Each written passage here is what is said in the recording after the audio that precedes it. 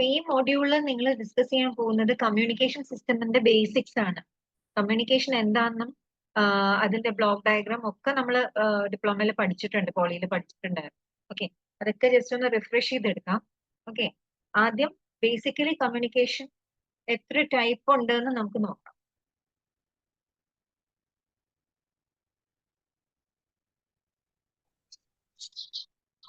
Okay, രണ്ട് രീതിയിൽ ഈ പറഞ്ഞ കമ്മ്യൂണിക്കേഷൻ സിസ്റ്റത്തിനെ ക്ലാസിഫൈ ചെയ്യാം. ടെലിഗ്രഫി എന്ന് പറഞ്ഞിട്ടും ടെലിഫോണി എന്ന് പറഞ്ഞിട്ടും.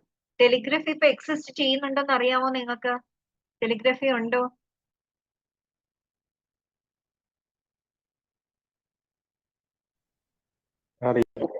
ഇല്ല, ഈ അടുത്ത് അതിനെ എടുത്ത് കളഞ്ഞിട്ടുണ്ട്. പണ്ടത്തെ കാലത്ത് ടെലിഗ്രാഫ് ഉണ്ടായിരുന്നു, ഇപ്പൊ ഇല്ല കേട്ടോ. ടെലിഫോണിയാണ് ഇനി അടുത്ത് നമ്മൾ നോക്കാൻ പോകുന്നത്. ടെലിഫോണി എന്ന് പറഞ്ഞാൽ ബേസിക്കലി നമ്മള് വോയിസ് മെസ്സേജസോ അല്ലെങ്കിൽ പിക്ചർ മെസ്സേജസോ അല്ലെങ്കിൽ എന്തെങ്കിലും ഡേറ്റ നമ്മൾ കുറെ ദൂരത്തേക്ക് അയക്കുന്നതിനെയാണ് നമ്മൾ ടെലിഫോണി എന്ന് പറയുന്നത്. ഈ പറഞ്ഞ ട്രാൻസ്മിഷൻ നടക്കുന്നത് ഒരു വയേർഡ് മീഡിയമിലൂടെ ആണെങ്കിൽ, അതായത് വയറോ ഫൈബർ ഓപ്റ്റിക്കൽ കേബിളോ അങ്ങനെയുള്ള വയേർഡ് മീഡിയം വഴി നടക്കുവാണെങ്കിൽ നമ്മൾ അതിനെ വയേർഡ് കമ്മ്യൂണിക്കേഷൻ എന്നും, അല്ലാത്ത പക്ഷം നമ്മൾ ട്രാൻസ്മിറ്റ് ചെയ്യാണ് റേഡിയോ വേവ്സ് എങ്കിൽ അതിനെ വയർലെസ് കമ്മ്യൂണിക്കേഷൻ എന്നും പറയും. ഓക്കെ, ടെലിഗ്രഫി ജസ്റ്റ് ഒന്ന് നോക്കിയേക്കാം. ഇതിനകത്ത് ഈ ഫിഗറിൽ കാണുന്ന പോലെ നമ്മൾ ഇതിനെ ഇവിടെ ഇങ്ങനെ ടാപ്പ് ചെയ്ത് പോകുമ്പോൾ നമുക്ക് ചില കോഡുകൾ, സിംബോളിക് കോഡ്സ് നമുക്ക് ജനറേറ്റ് ചെയ്യാൻ പറ്റും. അങ്ങനെ ജനറേറ്റ് ചെയ്ത് നമ്മൾ ഈ ഷിപ്പിനകത്തൊക്കെ ആൾക്കാർ ഇങ്ങനെ മെസ്സേജസ് അങ്ങോട്ടും ഇങ്ങോട്ടും അയക്കുന്നത് ഈ ടെലിഗ്രാഫ് വഴിയാണ്. ഓക്കെ, അപ്പൊ ഇതാണ് ഏറ്റവും ആദ്യം ഉണ്ടായ വൺ ഓഫ് ദ ഏറ്റവും ആദ്യം ഉണ്ടായ ട്രാൻസ്മിഷൻ മെത്തേഡ്സ്. ഓക്കെ, ടെലിഗ്രഫി.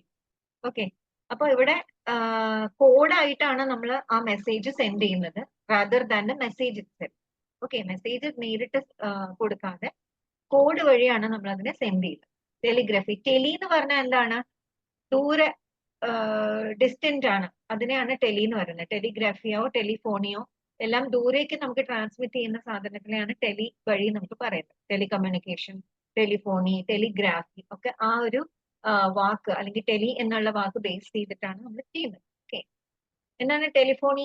ടെലിഫോണി എന്ന് പറഞ്ഞാൽ it is A field of technology involving development of telecommunication services. എന്തിനാണ് ടെലികമ്മ്യൂണിക്കേഷൻ സർവീസസ് നമുക്ക് ആവശ്യമുള്ളത്? നമ്മളുടെ വോയിസോ ഫാക്സോ ഡേറ്റയോ രണ്ട് ദൂരെയുള്ള പാർട്ടീസ് അല്ലെ ദൂരെയുള്ള രണ്ട് ഒബ്ജക്ട്സ് തമ്മിൽ നമുക്ക് ഷെയർ ചെയ്യാൻ വേണ്ടിയിട്ടാണ് നമ്മൾ ടെലിഫോണി യൂസ് ചെയ്യുന്നത്. ഓക്കെ, ഈ വയേർഡ് കമ്മ്യൂണിക്കേഷനിലാണ് ഞാൻ നേരത്തെ പറഞ്ഞത് ഡേറ്റ ട്രാൻസ്മിറ്റ് ആവുന്നത് എന്ത് വഴിയാണ്? ഒരു വയറോ അല്ലെങ്കിൽ ഫൈബർ ഓപ്റ്റിക് കേബിളോ അങ്ങനെ ഒരു ഗൈഡഡ് മീഡിയം വഴിയാണ് നമ്മൾ അതിനെ ട്രാൻസ്മിറ്റ് ചെയ്യുന്നത്. ഫോർ എക്സാമ്പിൾ ഒരു telephone network, cable T V, fibre optic communication, അതൊക്കെ വയേർഡ് കമ്മ്യൂണിക്കേഷന്റെ എക്സാമ്പിൾസ് ആണ്. വയർലെസ് കമ്മ്യൂണിക്കേഷൻ ആണെങ്കിലോ അതിന് നേരിട്ട് ഒരു മീഡിയം വേണ്ട. നമ്മൾ നേരിട്ട് അറ്റ്മോസ്ഫിയറിലേക്ക് റേഡിയോ വേവ്സ് സെൻഡ് ചെയ്തിട്ട് വയ ആന്റിന വഴി നമ്മൾ അത് സെൻഡ് ചെയ്തതിനു ശേഷം ട്രാൻസ്മിറ്റിംഗ് ആന്റിനയും റിസീവിംഗ് ആന്റിനയും തമ്മിൽ ആ കമ്മ്യൂണിക്കേഷൻ നടത്തും. ഓക്കെ, അത് ഓവർ ദി എയർ ആണ് നമ്മൾ ട്രാൻസ്മിറ്റ് ചെയ്യുന്നത്. ഫോർ എക്സാമ്പിൾ എന്താണ് വയർലെസ് കമ്മ്യൂണിക്കേഷന്റെ? ബ്ലൂടൂത്ത് ഉണ്ട്, സാറ്റലൈറ്റ് കമ്മ്യൂണിക്കേഷൻ ഉണ്ട്, നമ്മുടെ മൊബൈൽ കമ്മ്യൂണിക്കേഷൻ എല്ലാം വയർലെസ് കമ്മ്യൂണിക്കേഷന്റെ എക്സാമ്പിൾസ് ആണ്. ഓക്കെ, ഇനി നമ്മളുടെ വയർലെസ് കമ്മ്യൂണിക്കേഷൻ എങ്ങനെയാണ് പ്രോഗ്രസ് ചെയ്തത്? ആദ്യം എന്താണ് വന്നത്, അത് കഴിഞ്ഞിട്ട് അടുത്ത ടെക്നോളജി എന്താണ് എന്നുള്ളതൊക്കെയാണ് നമ്മൾ ഇനി നോക്കാൻ പോകുന്നത്. ഏതൊക്കെയാണ് ആദ്യം വന്നത്? ഞങ്ങളൊക്കെ ചെറിയ കാലത്ത് ഉണ്ടായിരുന്നപ്പോ ചെറുപ്പത്തിൽ ഞങ്ങൾക്ക് കിട്ടിയിരുന്നതാണ് ഈ 1G ടെലിഫോൺസ് എന്ന് പറഞ്ഞത്. ഇതിനകത്ത് കാണാൻ പറ്റും നമുക്ക് ജസ്റ്റ് 2.4 kbps വഴി ആണ് നമുക്ക് ട്രാൻസ്മിറ്റ് ചെയ്യാനുള്ള സ്പീഡ് ഉണ്ടായിരുന്നത് അല്ലേ? ഏറ്റവും കുറഞ്ഞത് മിനിമം ഫീച്ചേഴ്സും മിനിമം കാര്യങ്ങൾ ചെയ്യാൻ പറ്റിയിരുന്നതാണ് ഈ 1G ടെലിഫോൺ. ഓക്കെ, അതൊരു 1970s മുതൽ 1984 വരെയാണ് നമ്മൾ ഈ പറഞ്ഞ സാധനം യൂസ് ചെയ്തിരുന്നത്. ഇതിനകത്ത് യൂസ് ചെയ്ത ടെക്നോളജി AMPS ആണ്. ഫ്രീക്വൻസി വളരെ ചെറുതായിരുന്നു, 30 kHz ആയിരുന്നു. ആ ഫ്രീക്വൻസീസ് ഒന്നും പിന്നീട് ഒരിക്കലും യൂസ് ചെയ്തില്ല. പിന്നീട് നമ്മൾ പെട്ടെന്നാണ് GHz റേഞ്ചിലേക്ക് മാറിയത്. ബാൻഡ്വിഡ്ത്തും അതെ വളരെ കുറവായിരുന്നു. പിന്നെ നമ്മൾ യൂസ് ചെയ്തിരുന്ന സിസ്റ്റം എന്ന് പറയുന്ന ആക്സസ് സിസ്റ്റം എന്ന് പറയുന്നത് frequency division multiplex access techniques ആണ്. Okay, sorry. ഇനി 2G എന്ന് പറയുന്നത് 2G 1980 to 1994 ആണ് നമ്മൾ യൂസ് ചെയ്യുന്നത്. GSM ടെക്നോളജിയാണ് യൂസ് ചെയ്യുന്നത്. ഇവിടെ മുതലാണ് നമ്മൾ GHz range of frequencies use ചെയ്യാൻ തുടങ്ങിയത്. ഇതിനകത്ത് ടൈം ഡിവിഷൻ മൾട്ടിപ്പിൾ ആക്സസോ കോഡ് ഡിവിഷൻ മൾട്ടിപ്പിൾ ആക്സസോ ആണ് നമ്മൾ ആക്സസ് സിസ്റ്റം യൂസ് ചെയ്തത്. പിന്നീട് 3G 4G 5G ആണ് ഇപ്പൊ ലേറ്റസ്റ്റ് ആയിട്ട് നമുക്ക് അറിയാൻ പറ്റുന്നത്. ഇവിടെ ടെക്നോളജീസ് യൂസ് ചെയ്തത് എന്നാണ് 3Gയില് CDMA തന്നെയാണ് യൂസ് ചെയ്തിരിക്കുന്നത്. അതിന്റെ ഒരു വേറെ ടെക്നോളജിയും പിന്നെ നേരത്തെ കണ്ടില്ല സിസ്റ്റം എന്ന് പറയുന്നത് CDMA തന്നെയാണ്. പിന്നെ 4Gയില് LTEO അല്ലെങ്കിൽ വൈമാക്സോ ആണ് ടെക്നോളജി. ഇത് രണ്ട് സ്റ്റാൻഡേർഡ്സ് ആണ്. 4G സ്റ്റാൻഡേർഡ്സ് എന്ന് പറയും. ആ രണ്ട് സ്റ്റാൻഡേർഡ് വഴിയാണ് നമ്മൾ 4G യൂസ് ചെയ്തിരുന്നത്. ആസ് യു ക്യാൻ സീ ഇതിനകത്ത് കാണുന്ന പോലെ നമുക്ക് ഇതിന്റെ ഫ്രീക്വൻസീസ് കണ്ടോ കൂടി വരുവാണ്. ഓരോ ടെക്നോളജി അഡ്വാൻസ് ചെയ്യുമ്പോഴും ആദ്യം 1.8 ആയിരുന്നു GHz, പിന്നെ 2 GHz വരെ, പിന്നെ 2 to 8 GHz വരെ, 3 to 30 GHz വരെ അങ്ങനെയായിരുന്നു പോയിരുന്നത്. 5Gയുടെ പ്രത്യേകത എന്താന്ന് വെച്ചാൽ നമ്മൾ ഇതിനകത്ത് ഒപ്റ്റിക്കൽ എന്താ പറയുക ഫ്രീക്വൻസി ഡിവിഷൻ മൾട്ടിപ്ലക്സിംഗ് ആണ് ഇവിടെ യൂസ് ചെയ്തിരുന്നത്. ഓക്കെ, അതാണ് അതിനകത്ത് പുതിയ ഒപ്റ്റിക്കൽ എന്താ പറയാ ലൈഫൈ അങ്ങനെയുള്ള ടെക്നോളജീസും ഇതിനകത്ത് യൂസ് ചെയ്തിട്ടുണ്ട്. ഇത് 1Gയുടെ നമ്മുടെ എന്തൊക്കെയാണ് അതിനകത്ത് ഫീച്ചേഴ്സ് ഉണ്ടായിരുന്നത്? ഫസ്റ്റ് ജനറേഷൻ ആണ്.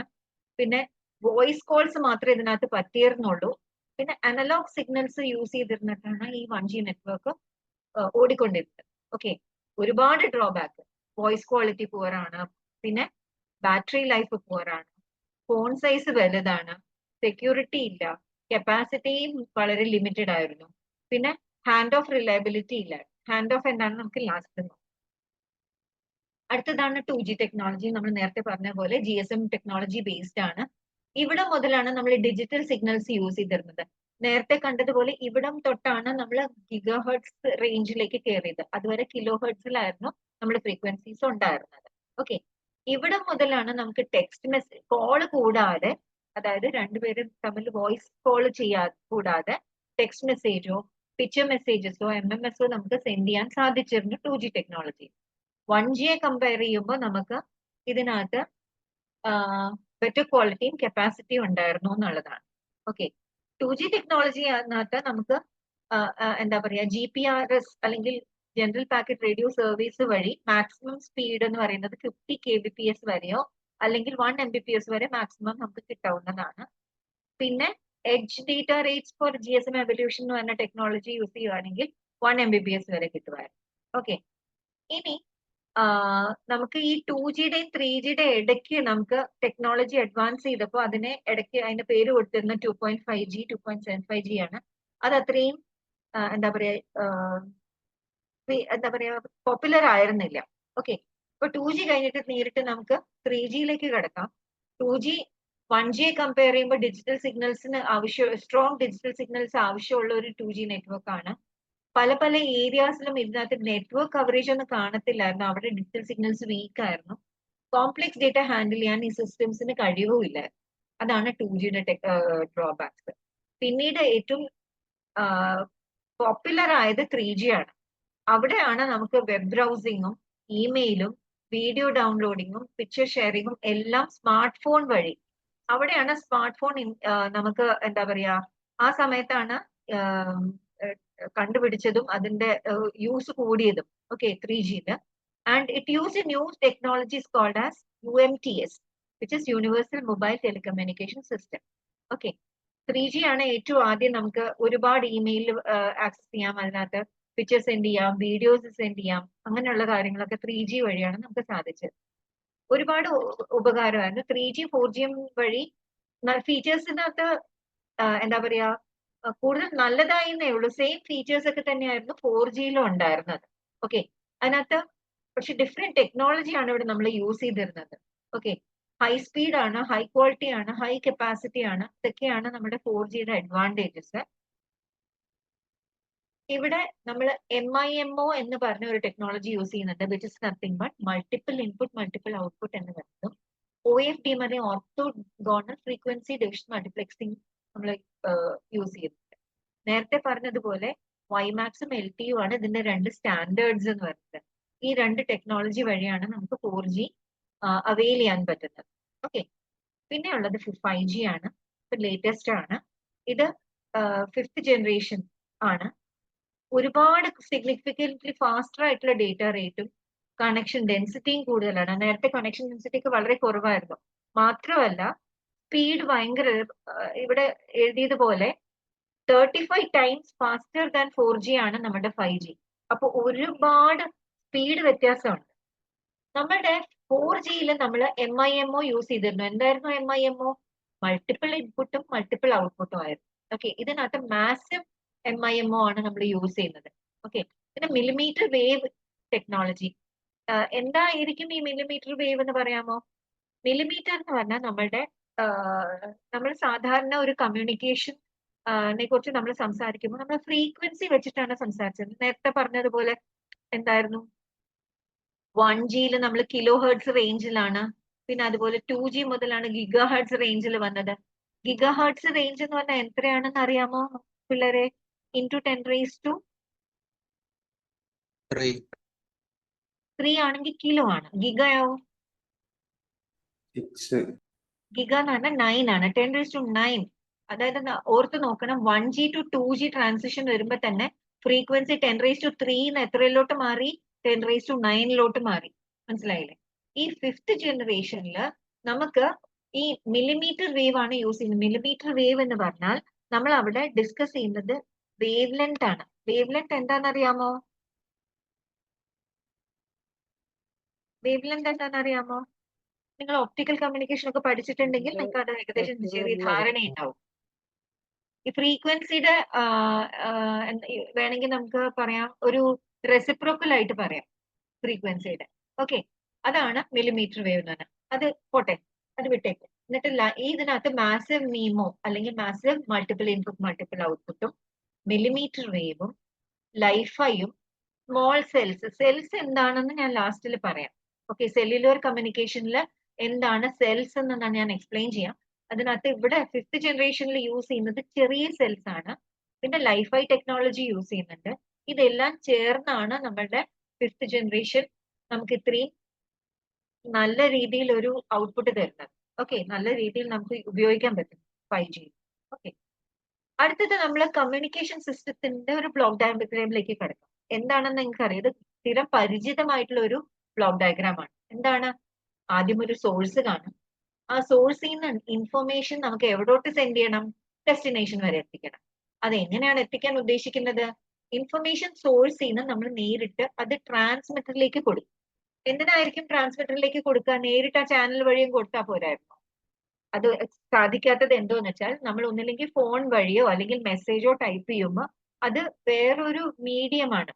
അതിനെ ഇലക്ട്രിക്കൽ സിഗ്നൽ ആയിട്ട് കൺവേർട്ട് ചെയ്യാതെ ഈ പറഞ്ഞ വയേർഡ് മീഡിയത്തിലൂടെയോ അല്ലെങ്കിൽ ഒരു ഇലക്ട്രോ മാഗ്നറ്റിക് സിഗ്നൽ ആക്കാതെ നമുക്ക് വയർലെസ് കമ്മ്യൂണിക്കേഷൻ വഴിയോ നമുക്ക് സെൻഡ് ചെയ്യാൻ സാധിക്കത്തില്ല. അപ്പൊ ആ കൺവേർഷൻ നടത്തുന്നത് ഈ ട്രാൻസ്മിറ്റർ ആണ്. ട്രാൻസ്മിറ്റർ അത് മാത്രമല്ല ചെയ്യുന്നത്, അതായത് നമ്മുടെ വോയിസ് സിഗ്നലിനെ ഇലക്ട്രിക്കൽ സിഗ്നലിലേക്കോ അല്ലെങ്കിൽ നമ്മുടെ ടെക്സ്റ്റ് സിഗ്നലിനെ ഇലക്ട്രിക്കൽ സിഗ്നലിലേക്കോ ആക്കുക കൂടാതെ ഒരുപാട് ആ സിഗ്നലിനെ മാറ്റം വരുത്തുന്നുണ്ട്. എന്തൊക്കെയാ ചെയ്യുന്നത്? അതിനെ വേണ്ട രീതിയിൽ ആംപ്ലിഫൈ ചെയ്യുന്നു, അതിനകത്ത് വേണ്ടാത്ത ഫ്രീക്വൻസീസ് എല്ലാം എടുത്ത് കളയുന്നു. അങ്ങനെ ഒരുപാട് പ്രോസസ്സിങ് നമ്മുടെ ട്രാൻസ്മിറ്റർ ചെയ്യുന്നുണ്ട്. ഈ ട്രാൻസ്മിറ്ററിൽ നമ്മുടെ സിഗ്നലിനെ ഇലക്ട്രിക്കൽ സിഗ്നലാക്കി വേണ്ട പ്രോസസ്സിംഗും ചെയ്തിട്ട് ഈ ചാനൽ വഴി കടത്തിവിടാവുന്ന രീതിയിലുള്ള ഒരു സിഗ്നൽ ആക്കി മാറ്റുന്നു. അതാണ് ട്രാൻസ്മിറ്റർ ചെയ്യുന്നത്. ചാനൽ എന്തായിരിക്കും? വയേർഡ് കമ്മ്യൂണിക്കേഷൻ ആണെങ്കിൽ ഏതെങ്കിലും കോആക്ഷ്യൽ കേബിളോ അല്ലെങ്കിൽ ഫൈബർ ഓപ്റ്റിക് കേബിളോ ഒക്കെ ആയിരിക്കും. വയർലെസ് ആണെങ്കിലോ നമ്മുടെ എയർ ആയിരിക്കും. ഓക്കെ, അത് കഴിഞ്ഞിട്ട് അത് റിസീവറിലേക്ക് എത്തും. റിസീവറിന്റെ പണി എന്താണ്? ആ കിട്ടിയ സിഗ്നൽ, ചാനൽ വഴി വന്ന ആ സിഗ്നലിനെ, ഏത് സിഗ്നൽ ആയിരിക്കും വരുന്നത്? ഇലക്ട്രിക്കൽ സിഗ്നൽ ആയിരിക്കും വരുന്നത്. അതിനെ ഏത് സിഗ്നൽ ആയിരുന്നോ നേരത്തെ ഉണ്ടായിരുന്നത് അതിലേക്ക് കൺവേർട്ട് ചെയ്യുന്നതാണ് റിസീവർ ചെയ്യുന്നത്. പിന്നെ അത് മാത്രമല്ല, ഒരുപാട് ഡിസ്റ്റൻസ് കവർ ചെയ്ത് വരുന്ന സിഗ്നൽ ആണെങ്കിൽ അതിന് ചിലപ്പോ അതിന്റെ ആംപ്ലിറ്റ്യൂഡ് കുറവായിരിക്കും. അപ്പൊ അതിനെ ആംപ്ലിഫൈ ചെയ്യണം. അങ്ങനെയുള്ള പ്രോസസ്സിങ്ങും വീണ്ടും ഇതിനകത്ത് ചെയ്യേണ്ടി വരും. ഓക്കെ, അത് ചെയ്തിട്ട് അതിന്റെ സിഗ്നലിനെ കറക്റ്റ് ചെയ്തതിനു ശേഷം നമ്മൾ തിരിച്ചതിനെ വേണ്ട ഫോമിലേക്ക് ആക്കിയതിനു ശേഷം ഡെസ്റ്റിനേഷനിലേക്ക് കൊടുക്കും. അപ്പൊ ഈ ഒരു സാധനം എന്തോ ഇവിടെ കിടക്കുന്നേ? നോയ്സ് എന്ന് പറഞ്ഞത് എന്തുവായിരിക്കും? നോയ്സ് പഠിച്ചിട്ടുണ്ടോ? Unwanted signal. അതായത് നമ്മളുടെ സിഗ്നല് ഏതെങ്കിലും ചാനൽ വഴി സെൻഡ് ചെയ്യപ്പെടുമ്പോൾ അതിനകത്ത് എന്തെങ്കിലും നമ്മളുടെ വേണ്ട സിഗ്നൽ അല്ലാതെ ഏത് സിഗ്നൽ വന്നാലും അതിനെ നോയ്സ് ആയിട്ടാണ് നമ്മൾ കരുതുക. വയർലെസ് കമ്മ്യൂണിക്കേഷനിലാണ് ഏറ്റവും കൂടുതൽ നോയ്സ് നമ്മൾ പ്രതീക്ഷിക്കുന്നത്, അല്ലെ? പക്ഷെ വയേർഡ് മീഡിയത്തിനകത്തും നോയ്സ് വരാം. ആ മീഡിയത്തിലൂടെ പോകുമ്പോൾ അതിനകത്ത് നോയ്സ് കയറി വരാൻ സാധ്യതയുണ്ട്. മാത്രമല്ല ഈ നോയ്സ് നമ്മൾ കാണിക്കുന്ന ചാനലിലേക്ക് ആണെങ്കിൽ പോലും നമ്മുടെ റിസീവറിനകത്തും ഒരുപാട് നോയ്സ് ഉണ്ടാവും. ഓക്കെ, ആ നോയ്സും ഇതിനകത്ത് ഇവിടെ അതിനും കൂടെ ചേർത്താണ് ഇവിടെ ചാനലിലേക്ക് കൊടുത്തേക്കുന്നത്. റിസീവറിനകത്തും അത്യാവശ്യം നോയ്സ് ഇൻക്ലൂഡ് ചെയ്യപ്പെടുന്ന പല ഘടകങ്ങളുണ്ട്. ഓക്കെ, റിസീവറിനകത്ത്. അപ്പൊ ഇതാണ് ബേസിക്കലി നമ്മളുടെ കമ്മ്യൂണിക്കേഷൻ സിസ്റ്റത്തിന്റെ ബ്ലോക്ക് ഡയഗ്രം. ഓക്കെ, ഇതാണ് ഇവിടെ എക്സ്പ്ലെയിൻ ചെയ്തിരിക്കുന്നത്. എന്താണ് ഇൻഫർമേഷൻ സോഴ്സ് എന്ന് പറഞ്ഞാൽ അത് നമ്മുടെ ഫിസിക്കൽ സിഗ്നലിനെ ഇലക്ട്രിക്കൽ സിഗ്നലായിട്ട് കൺവേർട്ട് ചെയ്യും. ട്രാൻസ്മിറ്റർ ഇലക്ട്രിക്കൽ സിഗ്നലിനെ ഇലക്ട്രോ മാഗ്നറ്റിക് സിഗ്നലായിട്ട് കൺവേർട്ട് ചെയ്യും. ചാനൽ എന്ന് പറഞ്ഞാൽ ആ സിഗ്നൽ ആ ട്രാൻസ്മിറ്റർ ടു റിസീവർ പോകുന്നത് ഈ മീഡിയം വഴിയായിരിക്കും. പിന്നെ റിസീവർ നോയ്സ്. അൺഡിസൈറബിൾ സിഗ്നൽ ആണ് നമ്മുടെ കമ്മ്യൂണിക്കേഷനകത്ത് വരുന്നതിനെയാണ് നോയ്സ് എന്ന് പറയുന്നത്. റിസീവർ ചെയ്യുന്നത് ഇലക്ട്രോ മാഗ്നറ്റിക് സിഗ്നലിനെ ഇലക്ട്രിക്കൽ സിഗ്നലായിട്ട് മാറ്റും. ഇനി ഈ ഇലക്ട്രോ മാഗ്നറ്റിക് സിഗ്നലും ഇലക്ട്രിക്കൽ സിഗ്നലുമായിട്ട് എന്താ വ്യത്യാസം? ഇലക്ട്രോ മാഗ്നറ്റിക് സിഗ്നൽ എന്ന് പറഞ്ഞാൽ ആ സിഗ്നലിനകത്ത് രണ്ട് കോമ്പോണൻസ് ഉണ്ട്. ഇലക്ട്രിക് സിഗ്നലും ഉണ്ട്, ഇലക്ട്രിക് ഫീൽഡും ഉണ്ട്, മാഗ്നറ്റിക് ഫീൽഡും ഉണ്ട്. അതുകൊണ്ടാണ് അതിനെ ഇലക്ട്രോ മാഗ്നറ്റിക് സിഗ്നൽ എന്ന് പറയുന്നത്. ആ ഇലക്ട്രോ മാഗ്നറ്റിക് സിഗ്നൽസിന് ഒരു സ്പെക്ട്രം ഉണ്ട്. അത് നിങ്ങൾ പഠിച്ചിട്ടുണ്ടാവും. EM സ്പെക്ട്രം എന്ന് പറയും, ഇലക്ട്രോ മാഗ്നറ്റിക് സ്പെക്ട്രം. ആ സ്പെക്ട്രം ആണ് അടുത്തത് നമ്മൾ ഡിസ്കസ് ചെയ്യാൻ പോകുന്നത്, by means of frequency band used in communication system. അപ്പൊ ഈ ഫ്രീക്വൻസി ബാൻഡ് ഏതൊക്കെയാണെന്ന് നിങ്ങൾ പഠിച്ചിട്ടുണ്ടാവും. Extremely low frequencies 3 to 30 hertz, super low frequencies 30 to 300 hertz. അങ്ങനെ ഇതെല്ലാം ഇലക്ട്രോ മാഗ്നറ്റിക് സ്പെക്ട്രത്തിന്റെ ഓരോ ബാൻഡുകളാണ്. ഓക്കെ, അപ്പൊ നമ്മുടെ TV മൊബൈൽ കമ്മ്യൂണിക്കേഷൻ ഒക്കെ വരുന്നത് ഈ അൾട്രാ ഹൈ ഫ്രീക്വൻസീസിലാണ്. മൈക്രോവേവ് ഡിവൈസസ് വർക്ക് ചെയ്യുന്നത് സൂപ്പർ ഹൈ ഫ്രീക്വൻസീസിലാണ്. അങ്ങനെ എക്സ്ട്രീംലി ഹൈ ഫ്രീക്വൻസീസ് യൂസ് ചെയ്യുന്നത് റേഡിയോ, ആസ്ട്രോണമി എക്സെട്ര ആണ്. ഓക്കെ, പിന്നെ 30 to 300 കിലോ ഹെർട്സിലാണ് നമ്മളുടെ ഏത് ഫ്രീക്വൻസി വരുന്നത്? ലൈൻ ഫ്രീക്വൻസി ഇല്ലേ? KCB വരുന്ന വോൾട്ടേജ് എത്ര ഹെർട്സ് ആണെന്ന് ഓർമ്മയുണ്ടോ? 50 ഹെർട്സ്. അത് വരുന്നത് ഈ റേഞ്ചിലാണ്. അതും ഇതിനകത്ത് വരേണ്ടതാണ്, ഇതിനകത്ത് മെൻഷൻ ചെയ്തിട്ടില്ല. ഓക്കെ, അപ്പൊ ആ ഓരോ ഫ്രീക്വൻസിയും നമ്മൾ ഇതിനകത്ത് ക്ലാസിഫൈ ചെയ്തിട്ട് അതിന്റെ ആപ്ലിക്കേഷൻ എവിടെയാണെന്നാണ് ഇതിനകത്ത് കാണിച്ചേക്കുന്നത്. ഓക്കെ, നമ്മൾ യൂസ് ചെയ്യുന്ന ഫ്രീക്വൻസി ഏതൊക്കെയാണ്? FM-നകത്ത് യൂസ് ചെയ്യുന്നത് very high frequency. Okay, AM ബ്രോഡ്കാസ്റ്റിന് ഉപയോഗിക്കുന്നത് മീഡിയം ഫ്രീക്വൻസി 300 to 3000 ഹെർട്സ് ആണ്. ഓക്കെ, 300 കിലോ ഹെർട്സ് മുതൽ 3000 കിലോ ഹെർട്സ് വരെ. ഓക്കെ, അപ്പൊ ഈ ബാൻഡുകളെല്ലാം ഇലക്ട്രോ മാഗ്നറ്റിക് സ്പെക്ട്രത്തിന്റെ ബാൻഡ്സ് ആണ്. ഓക്കെ, ഇനി antennas. What is an antenna? Antenna എന്ന് പറയുന്നത് നമ്മുടെ പ്രത്യേകിച്ചും വയർലെസ് കമ്മ്യൂണിക്കേഷനകത്ത് ഒരു വലിയ റോള് പ്ലേ ചെയ്യുന്ന ഒരു ഡിവൈസ് ആണ്. ഓക്കെ, അതെന്താ ചെയ്യാ? ഒന്നല്ലെങ്കിൽ അത് സെൻഡ് ചെയ്യാൻ, ഇൻഫർമേഷൻ സെൻഡ് ചെയ്യാനോ അല്ലെങ്കിൽ റിസീവ് ചെയ്യാനോ നമുക്ക് ആന്റിന വലിയ it plays a very important role. എന്താണത്? അതൊരു ഇലക്ട്രിക്കൽ ഡിവൈസ് ആണ് which converts electrical energy to radio waves. അത് ട്രാൻസ്മിറ്റിംഗ് ആന്റിന ആണെങ്കിൽ ഇലക്ട്രിക്കൽ എനർജിനെ റേഡിയോ വേവ്സ് ആയിട്ട് കൺവേർട്ട് ചെയ്യും. അത് റിസീവിംഗ് ആന്റിന ആണെങ്കിൽ അത് റേഡിയോ വേവ്സിനെ തിരിച്ച് ഇലക്ട്രിക്കൽ എനർജി ആയിട്ട് കൺവേർട്ട് ചെയ്യും. Okay, so this is called as a radio transmitter or a radio receiver. Okay, അതായത് ചുരുക്കത്തിൽ പറഞ്ഞ ആന്റിന എന്ന് പറയുന്നത് ഇലക്ട്രോ മാഗ്നറ്റിക് വേവ്സ് സെൻഡ് ചെയ്യാനോ റിസീവ് ചെയ്യാനോ ഉള്ള ഒരു ഡിവൈസ്. ഓക്കെ, എന്തിനാണ് അത് ആവശ്യം? അതില്ലാതെ നമുക്ക് എന്താ പറയാ, ഈ വേവ്സിനെ സെൻഡ് ചെയ്യാൻ സാധിക്കില്ല. ഒരു കീ എലിമെന്റ് ആണ് വയർലെസ് ടെക്നോളജിയുടെ. കാരണം നമുക്ക് വയർലെസ് ഉപയോഗിക്കാൻ കാര്യം എന്താന്ന് വെച്ചാല് പല നമ്മുടെ ഈ ഭൂമിയിലെ പല ഭാഗങ്ങളും മലയും അങ്ങനെ താഴ്ന്ന പ്രദേശവും അങ്ങനെ കുറെ വ്യത്യാസമുള്ള സ്ഥലങ്ങളുണ്ട്. അപ്പൊ പല സ്ഥലങ്ങളിലും നമുക്ക് വയേർഡ് കമ്മ്യൂണിക്കേഷൻ എത്തിക്കാൻ പറ്റത്തില്ല. അപ്പൊ അവിടെയൊക്കെയാണ് നമ്മൾ ബേസിക്കലി വയർലെസ് ടെക്നോളജി യൂസ് ചെയ്യാൻ ആദ്യം ഉണ്ടായിരുന്നത്. ഓക്കെ, പ്രത്യേകിച്ചും നമ്മുടെ ഈ ഡിഫൻസ് മെക്കാനിസത്തിനകത്ത് നമ്മൾ ഒരുപാട് യൂസ് ചെയ്യുന്നതാണ് ഈ വയർലെസ്. ഓക്കെ, അപ്പൊ ഈ ഏതെല്ലാം സ്ഥലങ്ങളിലാണോ നമുക്ക് വയേർഡ് കമ്മ്യൂണിക്കേഷൻ പോസിബിൾ അല്ലാത്തത് അവിടെയെല്ലാം നമുക്ക് ആന്റിന വഴി വയർലെസ് കമ്മ്യൂണിക്കേഷൻ പോസിബിൾ ആകും. So that is the need of antenna. Antenna ആവശ്യം അതുകൊണ്ടാണ്. ഓക്കെ, ഏതൊക്കെ ടൈപ്സ് ഓഫ് ആന്റിന ഉണ്ട്? ട്രാൻസ്മിറ്റിംഗ് ആന്റിന ഉണ്ട്, റിസീവിംഗ് ആന്റിന ഉണ്ട്. ട്രാൻസ്മിറ്റിംഗ് ആന്റിന ഇലക്ട്രിക്കൽ സിഗ്നലിനെ റേഡിയോ വേവ്സ് ആയിട്ട് കൺവേർട്ട് ചെയ്യും. റിസീവിംഗ് ആന്റിന റേഡിയോ വേവ്സിനെ തിരിച്ച് ഇലക്ട്രിക്കൽ സിഗ്നലായിട്ട് കൺവേർട്ട് ചെയ്യും. Sound, light or electrical signals into radio waves. തിരിച്ച് മറ്റേത് ആ വരുന്ന റേഡിയോ വേവ്സിനെ തിരിച്ച് ഇലക്ട്രിക്കൽ സിഗ്നലായിട്ട് കൺവേർട്ട് ചെയ്യുന്നതാണ് റിസീവിംഗ്. ചില ആന്റിനാസിന് രണ്ടും ചെയ്യാൻ സാധിക്കും. അതായത് ഡേറ്റ സെൻഡ് ചെയ്യാനും അല്ലെങ്കിൽ റിസീവ് ചെയ്യാനും സാധിക്കും.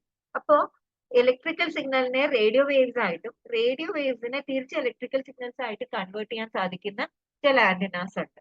ഓക്കെ, അത് ടു വേ കമ്മ്യൂണിക്കേഷനിൽ അല്ലെങ്കിൽ ഹാഫ് ഡ്യൂപ്ലെക്സോ അല്ലെങ്കിൽ ഫുൾ ഡ്യൂപ്ലെക്സ് കമ്മ്യൂണിക്കേഷനോ യൂസ് ചെയ്യാൻ പറ്റുന്ന ആന്റിനാസ് ആണ് ഈ പറഞ്ഞ ഒരേ ആന്റിന രണ്ടിനും ഉപയോഗിക്കുന്നത്. ട്രാൻസ്മിറ്റ് ചെയ്യാനും റിസീവ് ചെയ്യാനും ഉപയോഗിക്കുന്ന ആന്റിനാസ് അതിനകത്താണ് ഉള്ളത്. ഓക്കെ, പിന്നെ അതിന്റെ സ്ട്രക്ചർ അനുസരിച്ച് നമുക്ക് പല രീതിയിൽ നിങ്ങൾ അത് പഠിച്ചിട്ടുണ്ടാവും. ആന്റിനാസിന്റെ പ്രിൻസിപ്പിൾസ് ഓഫ് ഇലക്ട്രോണിക് കമ്മ്യൂണിക്കേഷൻ എന്ന് പറഞ്ഞിട്ട് ഒരു പേപ്പറിനകത്ത് വയർ ആന്റിന ഉണ്ട്, അപ്പർച്ചർ ആന്റിന ഉണ്ട്, റിഫ്ലക്റ്റീവ് ആന്റിന ഉണ്ട്, ലെൻസ് ആന്റിന ഉണ്ട്, മൈക്രോസ്ട്രിപ്പ് ആന്റിന ഉണ്ട്, പാച്ച് ആന്റിന എന്നും പറയും, എറേ ആന്റിന ഉണ്ട്, ഡിഷ് ആന്റിന ഉണ്ട്, പാരബോളിക് ആന്റിന ഉണ്ട്. ഓക്കെ, അപ്പൊ അതൊക്കെ അതിന്റെ സ്ട്രക്ചർ അനുസരിച്ച് നമ്മൾ ക്ലാസിഫൈ ചെയ്യുന്ന ആന്റിനാസ് ആണ്. ഓക്കെ, ഇനി ആന്റിനെ നമ്മൾ ഏത് ഫ്രീക്വൻസി റിസീവ് ചെയ്യാനോ ട്രാൻസ്മിറ്റ് ചെയ്യാനോ ഉപയോഗിക്കുന്നത് അതിനനുസരിച്ചും നമുക്ക് ക്ലാസിഫൈ ചെയ്യാം. Low frequency, medium frequency, high frequency, very high, ultra high, super high and microwave frequency and radio waves. ഇതെല്ലാ രീതിയിലും അതിന് ഓരോ രീതിയിലും ഉള്ള ഡിസൈൻ ചെയ്യുന്ന ആന്റിനാസ് ആണ് ഉണ്ടാവുക. ഓക്കെ, മാത്രമല്ല നമുക്ക് പോയിന്റ് ടു പോയിന്റ് ബ്രോഡ്കാസ്റ്റിംഗോ റഡാറോ സാറ്റലൈറ്റോ അതിനനുസരിച്ച് നമുക്ക് ആന്റിനയുടെ ക്ലാസിഫൈ ചെയ്യാം. പോയിന്റ് ടു പോയിന്റ് എന്ന് പറഞ്ഞാൽ എന്താണെന്ന് അറിയാമോ? അതായത് ഒരു പെർട്ടിക്കുലർ പോയിന്റിൽ നിന്ന് അടുത്ത പോയിന്റിലേക്ക് മാത്രം കമ്മ്യൂണിക്കേഷൻ നടത്തുന്നതിനെയാണ് പോയിന്റ് ടു പോയിന്റ് കമ്മ്യൂണിക്കേഷൻ എന്ന് പറയുന്നത്. അവിടെ ഉപയോഗിക്കുന്ന ആന്റിനാസ് വ്യത്യാസം. ഇനി ബ്രോഡ്കാസ്റ്റിംഗ് എന്ന് പറഞ്ഞാൽ എന്താ? ബ്രോഡ്കാസ്റ്റിംഗ് രണ്ടെണ്ണം ഉണ്ടാവാം. വീഡിയോ ബ്രോഡ്കാസ്റ്റിംഗ് ഉണ്ടാവാം, സൗണ്ട് ബ്രോഡ്കാസ്റ്റിംഗ് ഉണ്ടാവാം. അത് റേഡിയോ എന്ന് പറയുന്നത് നമ്മുടെ വോയിസ് ബോർഡ് ബ്രോഡ്കാസ്റ്റ് ആണ്, അല്ലെങ്കിൽ സൗണ്ട് ബ്രോഡ്കാസ്റ്റ് ആണ്. TV എന്ന് പറയുന്നത് വീഡിയോ ബ്രോഡ്കാസ്റ്റ് ആണ്. അപ്പൊ രണ്ടും കൂടെ അതിനകത്തും ഉപയോഗിക്കുന്ന ആന്റിനാസ് വ്യത്യാസമുണ്ട്. ഓക്കെ, അതിനെയാണ് ബ്രോഡ്കാസ്റ്റിംഗ് ആന്റിനാസ് എന്ന് പറയുന്നത്. റഡാറിന് നമ്മൾ യൂസ് ചെയ്യുന്ന ആന്റിനാസ് വ്യത്യാസമുണ്ട്, സാറ്റലൈറ്റിൽ ഉപയോഗിക്കുന്ന ആന്റിനാസിന് വ്യത്യാസമുണ്ട്. അപ്പൊ മോഡ് ഓഫ് ആപ്ലിക്കേഷൻ അനുസരിച്ച് നമുക്ക് ഈ പറഞ്ഞ ആന്റിനെ ക്ലാസിഫൈ ചെയ്യാം. ഓക്കെ, ഇതാണ് ഒരു block diagram of N antenna system. ഒന്ന് ട്രാൻസ്മിറ്റിംഗ് ആന്റിനയാണ്, മറ്റേത് റിസീവിംഗ് ആന്റിനയാണ്. ഈ ഭാഗമാണ് നമ്മൾ ട്രാൻസ്മിറ്റിംഗ് ആന്റിന എന്ന് പറയുന്നത്. ഇപ്പുറത്ത് വരുന്നതിനെയാണ് നമ്മൾ റിസീവിംഗ് ആന്റിന എന്ന് പറയുന്നത്. ഓക്കെ, ഇവിടുന്ന് പവർ ആംപ്ലിഫയർ വഴി ബാൻഡ് പാസ് ഫിൽറ്റർ വഴി നമ്മൾ ആന്റിനെ ട്രാൻസ്മിറ്റിംഗ് ആന്റിന വഴി സെൻഡ് ചെയ്യുന്നു. അതുപോലെ റിസീവിംഗ് ആന്റിന അതെടുത്ത് ബാൻഡ് പാസ് ഫിൽറ്ററും ലോ നോയ്സ് ആംപ്ലിഫയറും വെച്ചിട്ടാണ് നമ്മൾ അതിനെ റിസീവ് ചെയ്യുന്നത്. ഓക്കെ, ഇതെല്ലാം ആന്റിനയുടെ ഭാഗമാണ്. ഇറ്റ്സ് നത്തിങ്, അതിനകത്തുള്ള സാധനം മാത്രമേ ഉള്ളൂ. ഓക്കെ, റേഡിയേഷൻ എന്താണ് എന്നുള്ളത് പറയണം. What is radiation in antenna? നമുക്ക് ഒരു പെർട്ടിക്കുലർ ഇലക്ട്രോ മാഗ്നറ്റിക് ഫീൽഡിൽ ഞാൻ നേരത്തെ പറഞ്ഞു ഇലക്ട്രിക് ഫീൽഡും ഉണ്ട്, മാഗ്നറ്റിക് ഫീൽഡും ഉണ്ട്. എങ്ങനെയാണ് ഇലക്ട്രിക് ഫീൽഡും മാഗ്നറ്റിക് ഫീൽഡും ഉണ്ടാവുന്നത് എന്നുള്ളതാണ്. ഒരു പെർട്ടിക്കുലർ ഇവിടെ ഒരു ചാർജ് കാണാമോ? ഒരു പ്ലസ് എന്ന് എഴുതിയിട്ട് ഒരു ചാർജ് ഉണ്ട് അല്ലെ? ആ ചാർജിന് ചുറ്റും ഒരു ഇലക്ട്രിക് ഫീൽഡ് കാണും. ഓക്കെ, ഈ പറഞ്ഞ ചാർജ് മൂവ് ചെയ്യാൻ തുടങ്ങുമ്പോൾ അതിനകത്ത് അവിടെ നമുക്ക് മാഗ്നറ്റിക് ഫീൽഡ് ക്രിയേറ്റ് ആവും. ഈ പറഞ്ഞ മാഗ്നറ്റിക് ഫീൽഡ് മാറ്റിക്കൊണ്ടിരുന്നു കഴിഞ്ഞാൽ നമുക്ക് വീണ്ടും ഇലക്ട്രിക് ഫീൽഡ് ഉണ്ടാവും. അപ്പൊ ഇത് രണ്ടും എന്താ പറയാ നമ്മൾ എന്താ പറയാ ബന്ധപ്പെട്ടതാണ്, ഇലക്ട്രിക് ഫീൽഡും മാഗ്നറ്റിക് ഫീൽഡും. ഓക്കെ, ഇങ്ങനെയുള്ള mutual interaction of electric field and magnetic field produces electromagnetic field. അവിടെ ഇലക്ട്രിക് ഫീൽഡും ഈ ഫിഗറിൽ കാണുന്ന പോലെ ഇലക്ട്രിക് ഫീൽഡ് താണ്ട് ഈ റെഡ് വേവ് ആണ്, റെഡ് കളറിലുള്ള വേവ് ആണ്. അതിങ്ങനെ വേർട്ടിക്കലി പൊക്കോണ്ടിരിക്കുക. മാഗ്നറ്റിക് ഫീൽഡോ അതിങ്ങനെ ഹോറിസോണ്ടലി പൊക്കോണ്ടിരിക്കുക. അത് മ്യൂച്വലി പെർപെൻഡിക്കുലർ ആണ് രണ്ടിനും. അങ്ങോട്ടും ഇങ്ങോട്ടും നോക്കുമ്പോൾ മ്യൂച്വലി പെർപെൻഡിക്കുലർ ആണ്. ഓക്കെ, അപ്പൊ ഈ രണ്ട് വേവ്സും കൂടെ ചേർന്നിട്ടുള്ള ഈ വേവിനെയാണ് നമ്മൾ എന്ത് പറയുന്നത്? ഇലക്ട്രോ മാഗ്നറ്റിക് വേവ് എന്ന് പറയുന്നത്. അതിന്റെ ഫ്രീക്വൻസി സ്പെക്ട്രം ആണ് നമ്മൾ നേരത്തെ കണ്ടത്. അതായത് high frequency, medium frequency, low frequency, super high frequency, etcetera. Okay, അപ്പൊ ഇതാണ് റേഡിയേഷന്റെ പ്രിൻസിപ്പൾ. ഈ പറഞ്ഞ ഇലക്ട്രോ മാഗ്നറ്റിക് വേവ് ആണ് നമ്മൾ ആന്റിന വഴി സെൻഡ് ചെയ്യുന്നത്. Okay, so that was the principle of radiation. Now we go on to modulation. എന്താണ് മോഡുലേഷൻ? ഓർമ്മയുണ്ടോ? മോഡുലേഷൻ എന്ന വാക്ക് കേട്ടിട്ടുണ്ടോ? ഒരു ഇമ്പോർട്ടന്റ് ക്വസ്റ്റ്യൻ ആയിരുന്നു നിങ്ങളുടെ പരീക്ഷയ്ക്കുള്ളത്. എന്തുവായിരുന്നു modulation? Why was modulation needed? Need for modulation ഉണ്ടായിരുന്നു മക്കളെ? ഓർമ്മയുണ്ടോ? എന്തെങ്കിലും പറ, തെറ്റിക്കോട്ടെ. മെസ്സേജ് സിഗ്നൽസിന് കൂടുതൽ ദൂരം അതൊരു കാരണം. വെരി ഗുഡ്, ഒരു ഇമ്പോർട്ടന്റ് പോയിന്റ് ആണ്. അതായത് നമ്മൾ സെൻഡ് ചെയ്യാൻ, സപ്പോസ് ഞാനിപ്പോ എന്റെ ശബ്ദമാണ് എനിക്ക് തിരുവനന്തപുരം വരെ എത്തിക്കാനുണ്ട്, അത് നേരിട്ട് ഞാൻ ഇവിടുന്ന് സംസാരിച്ചാൽ എനിക്ക് എന്തായാലും എത്തത്തില്ല. മനസ്സിലായില്ലേ? ദൂരമുണ്ട്. ദൂരം കൂടുതൽ ഉണ്ടാവുകൊണ്ട് അതിന്റെ എന്റെ വോയിസിന്റെ സിഗ്നലിന്റെ ആംപ്ലിറ്റ്യൂഡ് കുറഞ്ഞു കുറഞ്ഞു വരും. ഇച്ചിരി ദൂരം വരെ അത് എത്തത്തുള്ളൂ. ഒരു റീസൺ അതാണ്. വേറൊരു റീസൺ പറയാമോ ആർക്കെങ്കിലും? വേറെ ആർക്കെങ്കിലും? ഒരു വീക്ക് ആയിട്ടുള്ള സിഗ്നലിനെ ഒരു സ്ട്രോങ് ആയിട്ടുള്ള സിഗ്നലിന് ഉപയോഗിച്ച് ട്രാൻസ്മിറ്റ് ചെയ്യുന്നു. കേൾക്കാൻ സാധിച്ചില്ല, ഒന്ന് പറയാമോ ഒന്നും കൂടി? ഒരു വീക്കായ സിഗ്നലിനെ ഒരു സ്ട്രോങ് ആയ സിഗ്നലിൽ ഉപയോഗിച്ച് ട്രാൻസ്മിറ്റ് ചെയ്യുന്നു. അങ്ങനെയും വേണമെങ്കിൽ പറയാം. പൊതുവെ നമ്മൾ ഇതിനകത്ത് ഞാൻ അങ്ങോട്ട് പറയാം. ഇനി നേരത്തെ പറഞ്ഞ പോയിന്റ് ഉണ്ട്, അതായത് നമ്മുടെ മെസ്സേജ് സിഗ്നലിന് ദൂരെ സഞ്ചരിക്കാനുള്ള പ്രാപ്തിയില്ല. രണ്ടാമത്തതും വെരി ഇമ്പോർട്ടന്റ് പോയിന്റ് ആയിട്ടുള്ളതും ഹൈറ്റ് ഓഫ് ആന്റിന എന്ന് പറയും. ആന്റിനയുടെ ഹൈറ്റ്. ആന്റിനയുടെ ഹൈറ്റ് എന്ന് പറയുന്നത് നമ്മുടെ ഫ്രീക്വൻസി കൂടുന്തോറും ആന്റിനയുടെ ഹൈറ്റ് കുറഞ്ഞു കുറഞ്ഞു വരും. നമുക്ക് നമ്മുടെ മെസ്സേജ് സിഗ്നൽ, എന്റെ വോയിസ് സിഗ്നലോ നമ്മുടെ എല്ലാവരുടെയും വോയിസ് സിഗ്നലോ സെൻഡ് ചെയ്യണമെങ്കിൽ നമുക്ക് കിലോമീറ്റർ നീളം ഉള്ള ഒരു ആന്റിന വേണ്ടി വന്നേനെ. മനസ്സിലായല്ലോ? നേരിട്ട് സെൻഡ് ചെയ്യണമെങ്കിൽ അത് ഡിസൈൻ ചെയ്യാൻ പ്രാക്ടിക്കലി ഇമ്പോസിബിൾ ആണ്. ഓക്കെ, അപ്പോൾ അതൊരു ഇമ്പോർട്ടന്റ് പോയിന്റ് ആണ്. പിന്നെ വേറൊരു പ്രശ്നം എന്താന്ന് വെച്ചാൽ, ഇപ്പൊ ഞാനിപ്പോ ഒരു ആന്റിന ഡിസൈൻ ചെയ്തു, എന്റെ മെസ്സേജ് സിഗ്നൽ നേരിട്ട് മോഡുലേറ്റ് ചെയ്യാതെ സെൻഡ് ചെയ്യാൻ തീരുമാനിച്ചു എന്ന് വിചാരിക്കുക. അതിനനുസരിച്ച് കൃത്യമായിട്ട് ഒരു ഡിസൈൻ ചെയ്ത ഒരു ആന്റിന ഉണ്ടാക്കി. അങ്ങനെ ചെയ്താൽ പോലും ഞാൻ എന്റെ ശബ്ദം മാത്രം അപ്പുറത്ത് റിസീവ് ചെയ്യണമെങ്കിൽ അത് ബുദ്ധിമുട്ടാണ്. കാരണം നമ്മുടെ ലോകത്തെ ചുറ്റും നമ്മുടെ ഈ എന്റെ വോയിസ് ഫ്രീക്വൻസി റേഞ്ചിലുള്ള സിഗ്നൽസ് ആണ്. അപ്പൊ എങ്ങനെ മനസ്സിലാവും ആരാ സംസാരിക്കണെന്ന്? ഞാൻ ഇവിടുന്ന് സംസാരിക്കുന്നു, അപ്പുറത്തെ കെട്ടിടത്തിൽ നിന്ന് വേറൊരാൾ സംസാരിക്കുന്നു. ഇതെല്ലാം കൂടി മിക്സ് ചെയ്ത ഒരു സിഗ്നൽ ആയിരിക്കും നമ്മുടെ റിസീവറിൽ വരുന്നത്. മനസ്സിലായോ? അപ്പൊ മിക്സിംഗ് അപ്പ് ഓഫ് സിഗ്നൽസ് വരും, പിന്നെ ഇന്റർഫറൻസ് വരും, അങ്ങനെ ഒരുപാട് കാര്യങ്ങളുണ്ട്. അതുകൊണ്ടാണ് നമ്മൾ എന്ത് ചെയ്യുന്നത്? മോഡുലേറ്റ് ചെയ്യുന്നത്. അപ്പൊ നമ്മൾ എന്താ ചെയ്യുന്നതെന്ന് വെച്ചാൽ, നമ്മുടെ ചെറിയ ആംപ്ലിറ്റ്യൂഡ് ഉള്ള, ചെറിയ ഫ്രീക്വൻസി ഉള്ള നമ്മുടെ മെസ്സേജ് സിഗ്നലിനെ ഒരു ഇച്ചിരി ഹൈ ആംപ്ലിറ്റ്യൂഡ് ഉള്ള, ഹൈ ഫ്രീക്വൻസി ഉള്ള ഒരു റേഡിയോ വേവ്, കെരിയർ വേവിന്റെ പുറത്ത് കയറ്റി നമ്മൾ അയക്കുകയാണ് ചെയ്യുന്നത്. ആ ഹൈ ഫ്രീക്വൻസി വേവ് ആയതുകൊണ്ട് രണ്ട് കാര്യങ്ങളുണ്ട്. ആ ഹൈ ഫ്രീക്വൻസി ഏത് കെരിയർ വെച്ചിട്ടാണോ നമ്മൾ സെൻഡ് ചെയ്യുന്നത്, ആ കെരിയർ റിസീവ് ചെയ്യാൻ പ്രാപ്തിയുള്ള ഒരു ആന്റിന നമ്മുടെ റിസീവറിൽ വെച്ചാൽ മതി. നമ്മളുടെ റേഡിയോയിൽ നമ്മൾ പറയുന്ന പോലെ 93.5 FM ആണെങ്കിൽ 93.5 GHz നമ്മൾ സെൻഡ് ചെയ്താൽ മതി. ആ കെരിയറിന്റെ പുറത്ത് സെൻഡ് ചെയ്ത് കഴിഞ്ഞാൽ നമ്മുടെ ശബ്ദം അപ്പുറത്ത് നമ്മുടെ റേഡിയോയിൽ നമ്മൾ ട്യൂൺ ചെയ്യുമ്പോൾ നമുക്ക് അത് റിസീവ് ചെയ്യാൻ സാധിക്കും, അല്ലേ? അപ്പൊ need for modulation very important ആണ്. മോഡുലേഷൻ എന്താണെന്ന് നമുക്ക് പറയണം. എന്താണ് മോഡുലേഷൻ? മലയാളത്തിൽ പറഞ്ഞു കഴിഞ്ഞാൽ നമ്മുടെ മെസ്സേജ് സിഗ്നലിനെ കെരിയറിന്റെ പുറത്ത് കയറ്റി അയക്കുക. നേരിട്ട് അതിന് പോകാൻ പറ്റാത്തത് കൊണ്ട് അതിന്റെ പുറത്ത് കയറ്റി അയക്കുന്നതിനെയാണ് നമ്മൾ മോഡുലേഷൻ എന്ന് പറയുന്നത്. ഓക്കെ, ഈ മോഡുലേഷനിൽ പൊതുവെ നമ്മൾ ഏതൊരു സിഗ്നലും, ഏതൊരു ഇലക്ട്രോ മാഗ്നറ്റിക് സിഗ്നലിനും 3 ക്യാരക്ടറിസ്റ്റിക്സ് ആണുള്ളത്, ഫീച്ചേഴ്സ് ആണുള്ളത്. ഒന്ന് അതിന്റെ ആംപ്ലിറ്റ്യൂഡ്, ഒന്ന് അതിന്റെ ഫ്രീക്വൻസി, മറ്റേത് അതിന്റെ ഫേസ്. ഈ മൂന്നും നമ്മൾ മോഡുലേറ്റ് ചെയ്യുമ്പോഴാണ് നമുക്ക് 3 ഡിഫറെന്റ് ടൈപ്സ് ഓഫ് മോഡുലേഷൻ കിട്ടുന്നത്.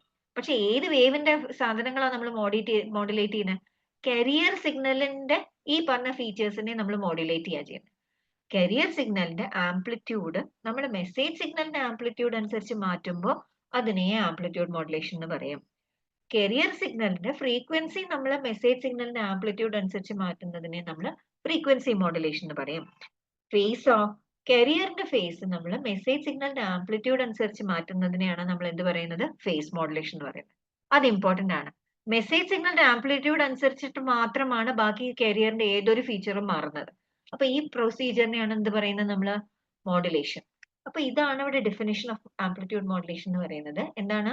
It is defined as process of changing കരിയറിന്റെ amplitude with respect to modulating സിഗ്നലിന്റെ ആംപ്ലിറ്റ്യൂഡ് ആണ് കേട്ടോ. അതിവിടെ എഴുതിയിട്ടില്ല. ആംപ്ലിറ്റ്യൂഡ് ഓഫ് മോഡുലേറ്റിംഗ് സിഗ്നൽ ആണ്. അവിടെ അതിന്റെ ഫ്രീക്വൻസിയും ഫേസും കരിയറിന്റെ കോൺസ്റ്റന്റ് ആണ്. Okay, here frequency of carrier, FM എന്താണ്? ഫ്രീക്വൻസി മോഡുലേഷൻ എന്താണ്? കരിയറിന്റെ ഫ്രീക്വൻസിയും നമ്മൾ മോഡുലേറ്റിംഗ് സിഗ്നലിന്റെ ആംപ്ലിറ്റ്യൂഡ് അനുസരിച്ച് മാറ്റുന്നതിനെയാണ് നമ്മൾ ഫ്രീക്വൻസി മോഡുലേഷൻ എന്ന് പറയുന്നത്. അവിടെ കാരിയറിന്റെ ആംപ്ലിറ്റ്യൂഡും ഫേസും കോൺസ്റ്റന്റ് ആണ്. ഓക്കെ, ഈ പറഞ്ഞ പടം നിങ്ങൾ കണ്ടിട്ടുണ്ടാവും. ഇത് നമ്മുടെ മെസ്സേജ് സിഗ്നൽ, ഇങ്ങനെ പോകുന്ന ഈ മെസ്സേജ് സിഗ്നൽ ലോ ഫ്രീക്വൻസി ആയിട്ടുള്ള ഒരു മെസ്സേജ് സിഗ്നൽ. ഇത് ഹൈ ഫ്രീക്വൻസി ആയിട്ടുള്ള നമ്മുടെ കരിയർ. ഈ കരിയറിന്റെ പുറത്ത് ആംപ്ലിറ്റ്യൂഡ് മോഡുലേഷൻ നടത്തി കഴിഞ്ഞു കഴിഞ്ഞാൽ ആ ആംപ്ലിറ്റ്യൂഡ് മോഡുലേറ്റഡ് വേവ് എങ്ങനെ ഇരിക്കും? ഈ മൂന്നാമത് വരച്ചിരിക്കുന്ന ഈ പടത്തിനനുസരിച്ചിരിക്കും. നമ്മളുടെ ഈ വേവ് കണ്ടോ, നമ്മൾ നേരത്തെ കണ്ട മെസ്സേജ് സിഗ്നൽ പോലെയുണ്ട്. ഇപ്പുറത്ത് താഴത്തെ അതിന്റെ മിറർ ഇമേജ് പോലെ ഒരു സാധനം ഉണ്ട്. അങ്ങനെയാണ് നമ്മുടെ കരിയർ സിഗ്നലിന്റെ മോൾ ഭാഗവും താഴ്ഭാഗവും നമ്മൾ അങ്ങനെ വരച്ചു വെച്ചേക്കുന്നത്. കണ്ടോ, ഇങ്ങനെയാണ് നമ്മുടെ ഇതിന്റെ ഫ്രീക്വൻസി കണ്ടോ. ഈ ചുമന്ന വേവ് ഫോം എന്ന് പറയുന്നത് കരിയർ സിഗ്നലിന്റെ അതേ ഫ്രീക്വൻസിയാണ്. പക്ഷെ കരിയർ സിഗ്നലിന്റെ ആംപ്ലിറ്റ്യൂഡ് ഇവിടെ കോൺസ്റ്റന്റ് ആയിരുന്നു. കണ്ടോ, മാക്സിമം ആംപ്ലിറ്റ്യൂഡ് സെയിം ആയിരുന്നു എല്ലായിടും. ഇവിടെ പക്ഷെ കരിയർ സിഗ്നലിന്റെ ആംപ്ലിറ്റ്യൂഡ് ഇവിടെ മാറി, ഇവിടെ മാറി, ഇവിടെ മാറി, ഇവിടെ മാറി, അങ്ങനെ മാറിക്കൊണ്ടിരിക്കും. അങ്ങനെയാണ് ഇവിടെ നമ്മൾ ആംപ്ലിറ്റ്യൂഡ് മോഡുലേറ്റഡ് സിഗ്നൽ നമുക്ക് കിട്ടുന്നത്. ഓക്കെ, ഇത് ഓക്കെ ആണോ പിള്ളേരെ? ഒരു റിവിഷൻ ആയോ? ഓക്കെ. ഇതിന് ഡൗട്ട് ഉണ്ടെങ്കിൽ ചോദിക്കാം കേട്ടോ. ഓക്കെ, അപ്പൊ നേരത്തെ കണ്ട അതേ ഫിഗർ ആണ് ഇവിടെ. ഇതാണ് നമ്മുടെ ആംപ്ലിറ്റ്യൂഡ് മോഡുലേറ്റഡ് വേവ്. ഇതിനകത്ത് കുറച്ച് പ്രോബ്ലംസ് ചിലപ്പോൾ നിങ്ങൾക്ക് ചോദിച്ചു എന്ന് വരാം. അത് നമുക്ക് അടുത്ത് നോക്കാം. ഇവിടെ ഇത് നമ്മളുടെ ഈ ഭാഗം എന്ന് പറയുന്നത് കരിയറിന്റെ മാക്സിമം ആംപ്ലിറ്റ്യൂഡ് ആണ്. ഇപ്പുറത്തെ താഴത്തെ ഭാഗം എന്ന് പറഞ്ഞാൽ അതിന്റെ മിനിമം ആംപ്ലിറ്റ്യൂഡ് ആണ് ഈ കാണുന്നത്. ഓക്കെ, ഇത് രണ്ടും തമ്മിൽ ഇവിടെ VM എന്നാണ് കാണിച്ചേക്കുന്നത്. ഈ VM എന്താണെന്ന് പറഞ്ഞാൽ മാക്സിമം ഈ പറഞ്ഞ ഈ സാധനം ഉണ്ടല്ലോ, ഇതിന്റെ മാക്സിമം ആംപ്ലിറ്റ്യൂഡിന്റെ ഡബിൾ ആണ് ഈ VM കേട്ടോ. മോഡുലേറ്റിംഗ് സിഗ്നലിന്റെ ആംപ്ലിറ്റ്യൂഡിന്റെ ഡബിൾ ആണ് ഈ ക്യാപിറ്റൽ VM എന്ന് പറയുന്നത്. ഓക്കെ, ഇനി മോഡുലേഷൻ ഇൻഡെക്സ് എന്ന് പറഞ്ഞ സാധനം. മോഡുലേഷൻ ഇൻഡെക്സിന് വേറൊരു പേരുണ്ട്, ഡെപ്ത് ഓഫ് മോഡുലേഷൻ അല്ലെങ്കിൽ ഡിഗ്രി ഓഫ് മോഡുലേഷൻ. അതിന്റെ ഡെഫിനേഷൻ എന്ന് പറഞ്ഞാൽ it is nothing but the ratio of VM by VC അല്ലെങ്കിൽ maximum amplitude of modulating signal divided by maximum amplitude of carrier signal. Okay, അതായത് പൊതുവെ നമ്മൾ നോക്കുകയാണെങ്കിൽ നമ്മളുടെ VM എന്ന് പറയുന്ന മുകളിൽ ന്യൂമറേറ്ററിൽ കാണുന്ന സാധനം നമ്മുടെ മെസ്സേജ് സിഗ്നലിന്റെ മാക്സിമം ആംപ്ലിറ്റ്യൂഡ് ആണ്. മാക്സിമം ആംപ്ലിറ്റ്യൂഡ് എന്ന് പറഞ്ഞാൽ എന്താ, ഇവിടെ കാണുന്നില്ലേ, ഇവിടെ ഇതാണ് അതിന്റെ മാക്സിമം ആംപ്ലിറ്റ്യൂഡ്, ഈ കാണുന്ന കേട്ടോ. ഇതിനെയാണ് VM എന്ന് പറയുന്നത്. അതേപോലെ VC എന്ന് പറയുന്നത് ഇതിന്റെ മാക്സിമം ആംപ്ലിറ്റ്യൂഡ് ആണ്. ഇവിടെ നോക്കുവാണെങ്കിൽ ഈ വാല്യൂവിനെയാണ് നമ്മൾ VC എന്ന് പറയുന്നത്. അപ്പൊ VM ബൈ VC എന്നുള്ളതിനെയാണ് നമ്മൾ മോഡുലേഷൻ ഇൻഡെക്സ് എന്നോ മോഡുലേഷൻ ഫാക്ടർ എന്നോ മോഡുലേഷൻ കോഎഫിഷ്യന്റ് എന്നോ അല്ലെങ്കിൽ ഡെപ്ത് ഓഫ് മോഡുലേഷൻ എന്നൊക്കെ പറയും. ആംപ്ലിറ്റ്യൂഡ് മോഡുലേഷന്റെ കേസിലാണെങ്കിൽ എന്റെ മോഡുലേഷൻ ഇൻഡെക്സ് എന്ന് പറയുന്നത് 0നും 1നും ഇടയ്ക്കേ പാടുള്ളൂ. അല്ലെങ്കിൽ നമുക്ക് നമ്മുടെ സിഗ്നലിന് ലോസ് സംഭവിക്കാം കേട്ടോ. ഇത് ഓർത്ത് വെക്കണം. പ്രത്യേകിച്ചും നിങ്ങൾക്ക് 1 വേർഡ് മാർക്ക് ചെയ്യാനായിട്ട് ചോദിക്കും. AMന്റെ കേസിൽ, ആംപ്ലിറ്റ്യൂഡ് മോഡുലേഷന്റെ കേസിൽ മോഡുലേഷൻ ഇൻഡെക്സിന്റെ റേഞ്ച് എത്രയാണ്? It is between 0 to 1. Okay, ഇതല്ലാന്നുണ്ടെങ്കിൽ അവിടെ സിഗ്നൽ ലോസ് സംഭവിക്കാം. എടുത്തു പറയുകയാണെങ്കിൽ പൊതുവെ നമ്മൾ ട്രാൻസ്മിറ്റ് ഇത് ഇപ്പൊ തിയററ്റിക്കലി ആണ് നമ്മൾ പറയുന്നത് 0 to 1 അല്ലെങ്കിൽ 0% to 100% എന്ന് പറയുന്നത്. പക്ഷേ പൊതുവെ കാണപ്പെടുന്നത് എന്താന്ന് വെച്ചാൽ ഒരു 75% അല്ലെങ്കിൽ 0.75-നെക്കാട്ടിലും കൂടുതലായിട്ട് മോഡുലേഷൻ ഇൻഡെക്സ് നമ്മൾ വെക്കുകയാണെങ്കിൽ അവിടെയും ചെറിയ രീതിയിലുള്ള ലോസ് നമുക്ക് അനുഭവിച്ചിട്ടുണ്ട്, സിഗ്നൽ ലോസ് നമുക്ക് കണ്ടിട്ടുണ്ട്. ഓക്കെ, അപ്പൊ 0 to 1 തിയററ്റിക്കലി ആണ് പറഞ്ഞെങ്കിലും പ്രാക്ടിക്കലി നോക്കുമ്പോൾ 0.75 അല്ലെങ്കിൽ 75% മോഡുലേഷൻ മാത്രമേ നമുക്ക് എന്താ പറയുക ലോസ് ഇല്ലാതെ നമുക്ക് ട്രാൻസ്മിറ്റ് ചെയ്യാൻ പറ്റുള്ളൂ. ഓക്കെ, ഇത് കുറച്ച് പ്രോബ്ലംസ് ആണെന്ന് ചെയ്ത് നോക്കുക. ഞാൻ ക്ലൂ തരാം. ആൻസേഴ്സ് നിങ്ങൾക്ക് ഡൗട്ട് ഉണ്ടെങ്കിൽ ഞാൻ എൻ്റെ ഫോൺ നമ്പർ തരാം, അതിനകത്ത് വാട്സാപ്പ് ചെയ്താൽ മതി ഡൗട്ട് ഉണ്ടെങ്കിൽ കേട്ടോ. ആദ്യത്തെ ക്വസ്റ്റ്യൻ എന്ന് പറഞ്ഞാൽ ആംപ്ലിറ്റ്യൂഡ് ഓഫ് എ കരിയർ ആണ് കേട്ടോ. Amplitude of A career of A given AM wave is 5 volt. കരിയറിന്റെ ആംപ്ലിറ്റ്യൂഡ് 5 വോൾട്ടും മെസ്സേജ് സിഗ്നലിന്റെ ആംപ്ലിറ്റ്യൂഡ് 3 വോൾട്ടും ആണ്. അപ്പൊ എങ്ങനെയാ നമ്മൾ മോഡുലേഷൻ ഇൻഡെക്സ് ഫൈൻഡ് ഔട്ട് ചെയ്യുക?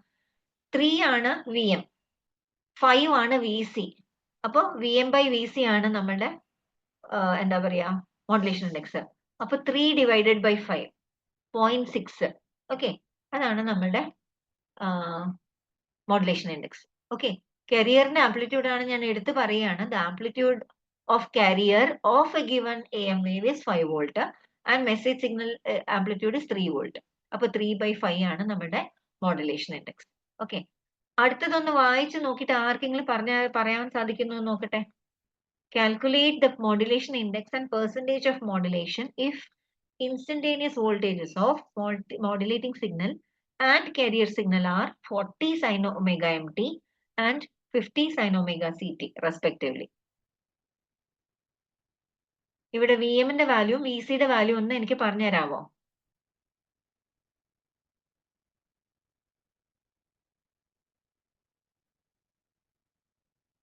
നേരത്തെ പ്രോബ്ലത്തിനകത്ത് നേരിട്ട് VM is equal to 3 volt തന്നിട്ടുണ്ട്, VC equal to 5 volt തന്നിട്ടുണ്ട്. ഇവിടെ ഒരു ഈക്വേഷന്റെ ഫോമിലാണ് തന്നേക്കുന്നത്. പറയട്ടെ, ആർക്കെങ്കിലും പറയണോ ആൻസർ? VM ന്റെ വാല്യൂ എത്ര, VC യുടെ വാല്യൂ എത്ര?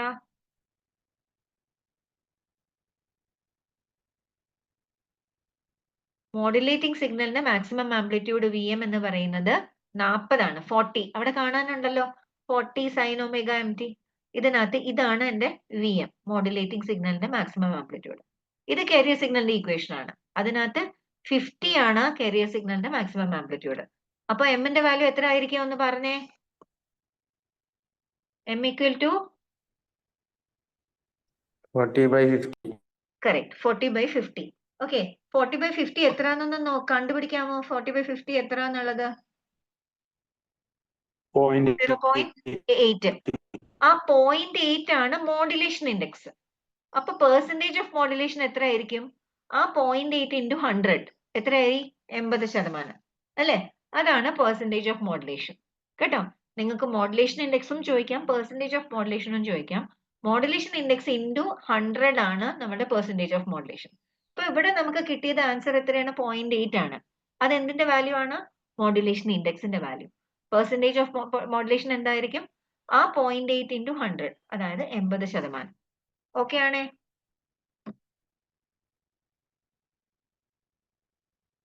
മുമ്പോട്ട് പോട്ടെ. എല്ലാവരും പെൻസിലും പേനയായിട്ട് ഇരുന്നായിരുന്നോ? നോക്കിയായിരുന്നോ? Okay teacher. Okay okay, fine fine. ഇതാണ് നമ്മുടെ AM ന്റെ ഫൈനൽ എക്സ്പ്രഷൻ. ഇത് ഒരു വലിയ ഡെറിവേഷൻ ഒക്കെ ആണ്, നിങ്ങൾക്ക് ഓർമ്മയുണ്ടോന്ന് അറിയില്ല. AM ന്റെ വോൾട്ടേജിന്റെ എക്സ്പ്രഷൻ ആണ്, അതാണ് ഈ VAM. AM ന്റെ വോൾട്ടേജ് അത് VC cos omega CT plus MVC/2 into cos of omega C minus omega M into T plus MVC/2 into cos of omega C plus omega MT. ഇതൊരു കണ്ടുപരിചയമുള്ള ഒരു equation പോലെ തോന്നുന്നുണ്ടോ? ഇതൊരു വലിയ ഡെറിവേഷൻ ആയിരുന്നു. ഇവിടെയാണ് നമുക്ക് ഫ്രീക്വൻസി സ്പെക്ട്രത്തിന്റെ പ്രസക്തി ഉള്ളത്. എന്താന്ന് വെച്ചാൽ ഈ ഈക്വേഷനിൽ നമുക്ക് 3 ഡിഫറെന്റ് ഫ്രീക്വൻസീസ് നമുക്ക് മനസ്സിലാക്കാൻ സാധിക്കും. ഒന്ന് ഒമേഗ സി, ഓക്കെ, FC എന്ന് പറയും അതിന്റെ ഫ്രീക്വൻസി. ഒന്ന് omega C minus omega M, FC minus FM എന്നും പറയും. Omega C plus omega M, അവിടെ FC പ്ലസ് FM എന്നും പറയും. ഈ 3 ഡിഫറെന്റ് ഫ്രീക്വൻസി കോമ്പോണൻസ് ആണ് നമ്മുടെ AM-നകത്തുള്ളത്. അവിടെ ഈ പറഞ്ഞ ഈ VC cos omega CT എന്ന് പറഞ്ഞ അതിന്റെ കരിയർ കമ്പോണന്റ് ആണ് ഈ കോമ്പോണന്റ്. ഓക്കെ, ആ കരിയർ കമ്പോണന്റ് കൂടാതെ അതിനകത്ത് ഏത് കോമ്പോണന്റ് ഉണ്ട്? ഈ പറഞ്ഞ ഒമേഗ സി എന്ന് ഒമേഗ എം കുറച്ച വാല്യൂവിനെ ലോവർ സൈഡ് ബാൻഡ് എന്ന് പറയും. പേര് കേട്ടിട്ടുണ്ടാവും, എവിടെയോ മറന്നു വെച്ചൊരു പേര് പോലെ, ഒമേഗ സി മൈനസ് ഒമേഗ. ഇത് omega C plus omega M എന്ന് പറഞ്ഞാൽ അപ്പർ സൈഡ് ബാൻഡ് എന്ന് പറയും. ഓക്കെ, അതാണ് ഇവിടെ താഴെ എഴുതിയിരിക്കുന്നത്. ഫസ്റ്റ് ടേം എന്ന് പറയുന്നത് അൺമോഡുലേറ്റഡ് കാരിയർ. കാരിയർ മോഡുലേറ്റ് ചെയ്യുന്നതിന് മുമ്പ് എന്തായിരുന്നോ അതാണ് ഇത്, VC sin cos omega CT. Okay, അടുത്ത 2 ടേംസും ഇത് ലോവർ സൈഡ് ബാൻഡിന്റെ ടേം ആണ്, ഇത് അപ്പർ സൈഡ് ബാൻഡിന്റെ ടേം ആണ്. ഇവിടുന്ന് നമ്മൾ ഈ ഈക്വേഷനിൽ നിന്നാണ് നമ്മൾ ഒരു ഫ്രീക്വൻസി സ്പെക്ട്രം വരയ്ക്കുന്നത്. ഇതാണ് നമ്മുടെ ഫ്രീക്വൻസി സ്പെക്ട്രം. ഫ്രീക്വൻസി സ്പെക്ട്രത്തിനകത്ത് X ആക്സിസിൽ ഫ്രീക്വൻസിയും Y ആക്സിസിൽ അതിന്റെ ആംപ്ലിറ്റ്യൂഡും ആണ് നമ്മൾ വരയ്ക്കുന്നത്. ഓക്കെ, X ആക്സിസിൽ നമ്മൾ നടുക്കുള്ള പോയിന്റിനെ FC എന്ന് എഴുതി. FC എന്ന് പറഞ്ഞാൽ ഒമേഗ സി എന്നും വേണേ പറയാം. Omega C equal to 2πFC ആണ്. ഓക്കെ, അപ്പൊ ഒന്നില്ലെങ്കിൽ ഒമേഗ സി എന്ന് എഴുതുക, അല്ലെങ്കിൽ FC എന്ന് എഴുതുക, നിങ്ങൾക്ക് ഇഷ്ടമുള്ളത് എഴുതാം. അതിന് ഒരു മേളിലോട്ട് ഒരു വര വരച്ചു. കാരണം 3 കോമ്പോണന്റ് ആണ് ഉള്ളത്. ആദ്യത്തെ കോമ്പോണന്റ് എഫ് സി അല്ലെങ്കിൽ ഒമേഗ സിയിലെ ഒരു കോമ്പോണന്റ്. ആ ഒമേഗ ഇതിനകത്ത് ക്ഷമിക്കണം, ഇതിനകത്ത് ആംപ്ലിറ്റ്യൂഡ് എഴുതിയിട്ടില്ല. സാധാരണ നമ്മൾ ഫ്രീക്വൻസി സ്പെക്ട്രത്തിനകത്ത് ആംപ്ലിറ്റ്യൂഡും സ്പെസിഫൈ ചെയ്യാറുണ്ട്. നിങ്ങൾക്ക് ഓർമ്മയുണ്ടോ എഫ് സിയിലുള്ള ആംപ്ലിറ്റ്യൂഡ് എത്രയായിരുന്നു എന്നുള്ളത്?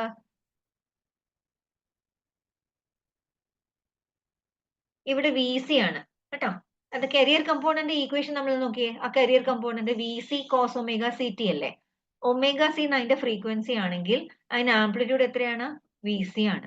അപ്പൊ ഇവിടെ ഈ ഭാഗത്ത് ഇവിടെ എഴുതണം. ഈ ആരോന്റെ തൊട്ടിപ്പുറത്ത് വി സി ആണ് അതിന്റെ ആംപ്ലിറ്റ്യൂഡ്. ഓക്കെ. അടുത്ത ടേം ഏതാണ്?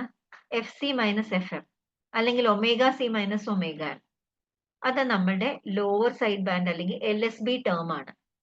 ആ എൽ എസ് ബി ടേം ഇതാണ് ആ പറഞ്ഞ ടേമിന് റിപ്രസെന്റ് ചെയ്യുന്ന ഈക്വേഷനകത്ത് അതിന്റെ റിപ്രസെന്റേഷൻ ഇവിടെയാണ്. Omega C minus omega M ഇവിടെ കണ്ടേ. അതിന്റെ തൊട്ട് അതിന്റെ ആംപ്ലിറ്റ്യൂഡ് എത്രയാന്ന് ഇവിടെ എഴുതിയിട്ട് കോസിന്റെ ഇപ്പുറത്തുള്ള ടേം എത്രയാ കുഞ്ഞെ?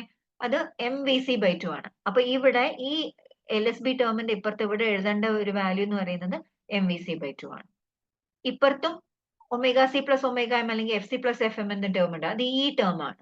ഇവിടെ കാണുന്ന ഈ ടേം ആണ്. ആ ടേമിന്റെ കോസിന്റെ ഇപ്പുറത്തുള്ള ടേം എന്താ? അതും എം വി സി ബൈ 2 ആണ്. കണ്ടോ, ഈ രണ്ട് ആരോയിനും സെയിം ലെവലാ കാണിക്കുന്നത്. രണ്ടും എം വി സി ബൈ 2 ആണ് കാണിക്കുന്നത്. ഓക്കെ. അപ്പോ ഇത് ഒരു frequency spectrum of A M വേവിനകത്ത് 3 കോമ്പോണൻസ് ഉണ്ട്. ഒന്ന് carrier component F C with amplitude V C, lower side band F C minus F M with amplitude M V C by 2, upper side band F C plus F M with amplitude M V C by 2. കണ്ടോ, amplitude of 2 side bands are M V C by 2. Okay. ഇത് important ആണ്. അത് കൂടാതെ ഈ frequency സ്പെക്ട്രത്തിനകത്ത് നിന്നാണ് നമ്മൾ വേറൊരു സാധനം കണ്ടുപിടിക്കുന്നത്. അതെന്ന് പറയുന്നത് അതിന്റെ ബാൻഡ് വിഡ്ത്ത് ആണ്. ഓക്കെ. എഫ് സിക്ക് എഫ് എം താഴെയാണ് ഈ F C minus F M എന്നുള്ള ടേം. അതേ കണക്ക് തന്നെ എഫ് സിക്ക് എഫ് എം മുകളിലാണ് ഈ F C plus F M എന്ന് പറയുന്നത്. അപ്പൊ എഫ് സിന്ന് എഫ് എം കൂടുതലാണ് ഈ അപ്പർ സൈഡ് ബാൻഡ് എന്നുള്ള ടേം. എഫ് സിന്ന് എഫ് എം കുറവാണ് ഈ ടേമും. ഇപ്പൊ ഇതിന്റെ ഇടയ്ക്കുള്ള ഗ്യാപ്പ് എത്രയാ? ഇതിന്റെ ഇടയ്ക്കുള്ള ഗ്യാപ്പ് എഫ് എം. എഫ് സിയും എഫ് സി പ്ലസ് എഫ് എമ്മിന്റെ ഗ്യാപ്പ് എത്രയാ? F M. ഇതില് നമ്മളുടെ ബാൻഡ് വിഡ്ത്ത് കണ്ടുപിടിക്കുന്നത് എക്സ്ട്രീം എൻഡിലുള്ള ഫ്രീക്വൻസീസിന്റെ ഇടയ്ക്ക് എത്ര ഫ്രീക്വൻസി ഉണ്ട് എന്നുള്ളതാണ്. ഓക്കെ. അത് എത്രയാ വരിക? E F M plus E F M എത്രയാ? 2 times F M. 2 into F M. F M plus F M that is 2 times F M. കേട്ടോ. അപ്പോ ഒരു എ എം വേവിന്റെ ബാൻഡ് വിഡ്ത്ത് എത്രയാണെന്ന് നിങ്ങളോട് ചോദിച്ചാൽ നിങ്ങൾ എന്താ പറയാ? 2 ഇൻറ്റു എഫ് എം. ആ എഫ് എം എന്താണ്? നമ്മളുടെ മോഡുലേറ്റിംഗ് സിഗ്നൽ അല്ലെങ്കിൽ മെസ്സേജ് സിഗ്നലിന്റെ ഫ്രീക്വൻസിയാണ് F M. Okay. F C എന്ന് പറയുന്നത് കെരിയർ സിഗ്നലിന്റെ ഫ്രീക്വൻസിയാണ് എഫ് സി. കേട്ടോ. ഓക്കെ. അപ്പൊ ബാൻഡ് വിഡ്ത്ത് മനസ്സിലായി. ബാൻഡ് വിഡ്ത്ത് എത്രയാണ്? 2 times F M. Okay. F M is frequency of message signal, F C is frequency of carrier signal. This will finish. F U S B minus F S L S B എത്രയാ? F C minus F C plus F M minus F C minus F M ആണ്. Band width എത്രയാ വരുന്നത്? 2 times F M. കണ്ടോ? Okay.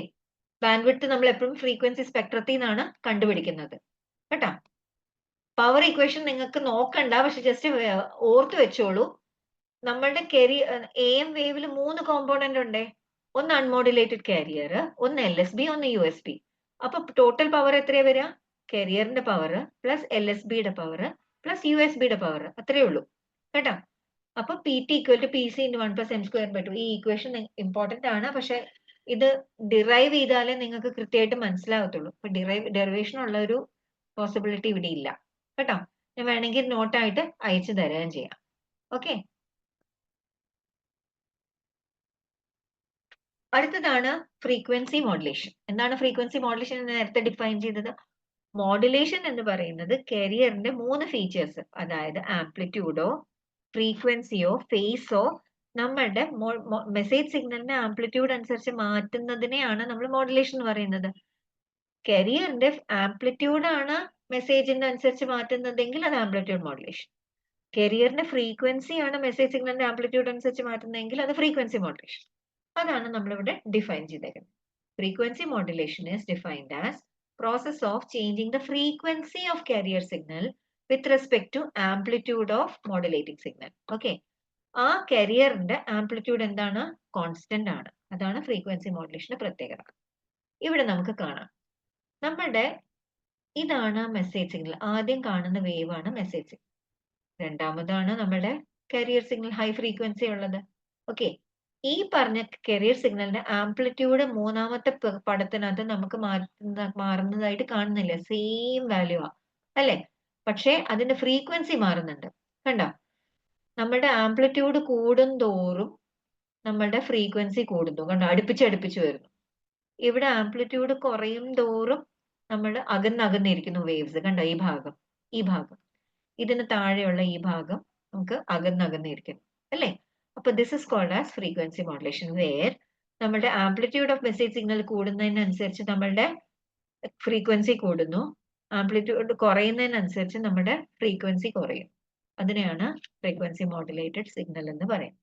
Okay, this is are frequency modulated wave. ഇവിടെയും നമുക്ക് modulation index ഉണ്ട്. മറ്റേ എമ്മിന്റെ കേസിൽ എങ്ങനെയായിരുന്നു? മോഡുലേഷൻ ഇൻഡെക്സിന്റെ ഫോർമുല എന്തായിരുന്നു? M=VM/Vc ആയിരുന്നു.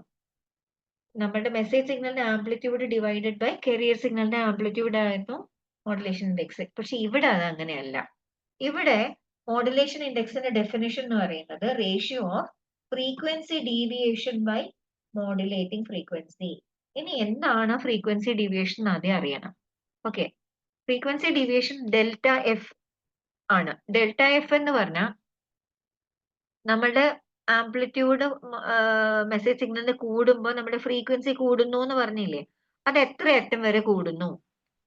ആ നോർമൽ ആയിട്ടുള്ള ഫ്രീക്വൻസി എഫ് സി ആയിരുന്നെങ്കിൽ എഫ് സിന്ന് എത്ര കൂടുന്നു അതിനെയാണ് നമ്മൾ ഡെൽറ്റ എഫ് എന്ന് പറയുന്നത്. ഓക്കെ, അല്ലെങ്കിൽ എത്ര മാക്സിമം കുറയുന്നു അതിനെയാണ് നമ്മൾ ഡെൽറ്റ എഫ് എന്ന് പറയുന്നത്. ആ ഫ്രീക്വൻസി ഡിവിയേഷൻ ഡിവൈഡഡ് ബൈ നമ്മുടെ മെസ്സേജ് സിഗ്നലിന്റെ ഫ്രീക്വൻസി, അതായത് എഫ് എം. അതാണ് നമ്മുടെ modulation index of frequency modulation. Okay, ഇതിന്റെ ഫോർമുല കുറച്ചും കൂടി ടഫ് ആണ്, അത്രേ ഉള്ളൂ. മറ്റേതുപോലെ സിമ്പിൾ അല്ല. M=VM/Vc അല്ല. MF എന്ന് പേര് കൊടുക്കാൻ കാര്യം എന്താണെന്ന് അറിയാമോ? M എന്ന് പറയുന്നത് സാധാരണ നമ്മൾ ആംപ്ലിറ്റ്യൂഡ് മോഡുലേഷന്റെ മോഡുലേഷൻ ഇൻഡെക്സ് ആയിട്ടാണ് കരുതുന്നത്. ഇത് ഫ്രീക്വൻസി മോഡുലേഷന്റെ മോഡുലേഷൻ ഇൻഡെക്സ് ആയതുകൊണ്ട് MEF എന്ന് എഴുതി, അത്രേ ഉള്ളൂ. എന്റെ ഫോർമുല എന്താണെന്ന് ഒന്നുകൂടെ പറഞ്ഞേ. Frequency deviation divided by modulation frequency. എന്താണ് frequency deviation? Delta F. Modulation frequency നമ്മുടെ മെസ്സേജ് സിഗ്നലിന്റെ ഫ്രീക്വൻസി ആണ്. മെസ്സേജ് സിഗ്നൽ ഫ്രീക്വൻസി എത്രയാണ്? FM, FC എന്നൊക്കെ നമ്മൾ നേരത്തെ കണ്ടില്ലേ, ആ FM. ഇനി ഡെൽറ്റ എഫ് എങ്ങനെ കണ്ടുപിടിക്കും? ഡെൽറ്റ എഫ് എന്ന് പറയുന്നത് നമ്മുടെ കാരിയർ സിഗ്നലിന്റെ ഒറിജിനൽ ഫ്രീക്വൻസി എത്രയായിരുന്നു? FC. ആ FCന്ന് എത്ര കൂടുവോ കുറയോ, മാക്സിമം കൂടുവോ കുറയോ ചെയ്യുന്നതിനെയാണ് നമ്മൾ ഡെൽറ്റ എഫ് എന്ന് പറയുന്നത്. എന്തെങ്കിലും ഡൗട്ട് ഉണ്ടോ? ഹലോ,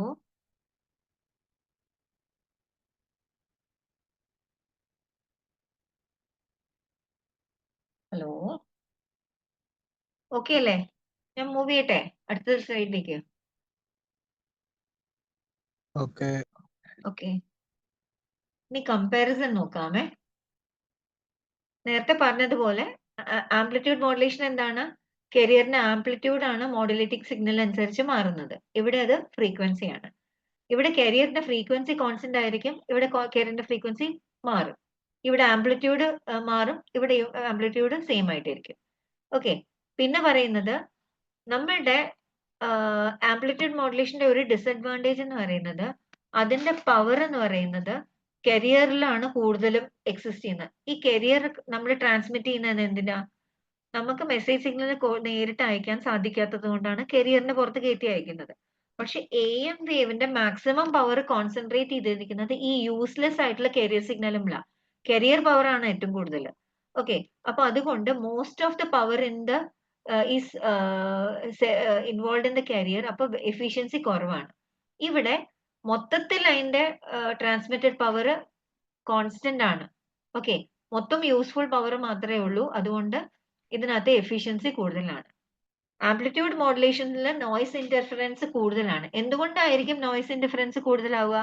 ആംപ്ലിറ്റ്യൂഡ് മോഡുലേഷനിൽ നമ്മളുടെ മെസ്സേജ് സിഗ്നൽ അനുസരിച്ച് കാരിയറിന്റെ ആംപ്ലിറ്റ്യൂഡ് മാറുന്നു.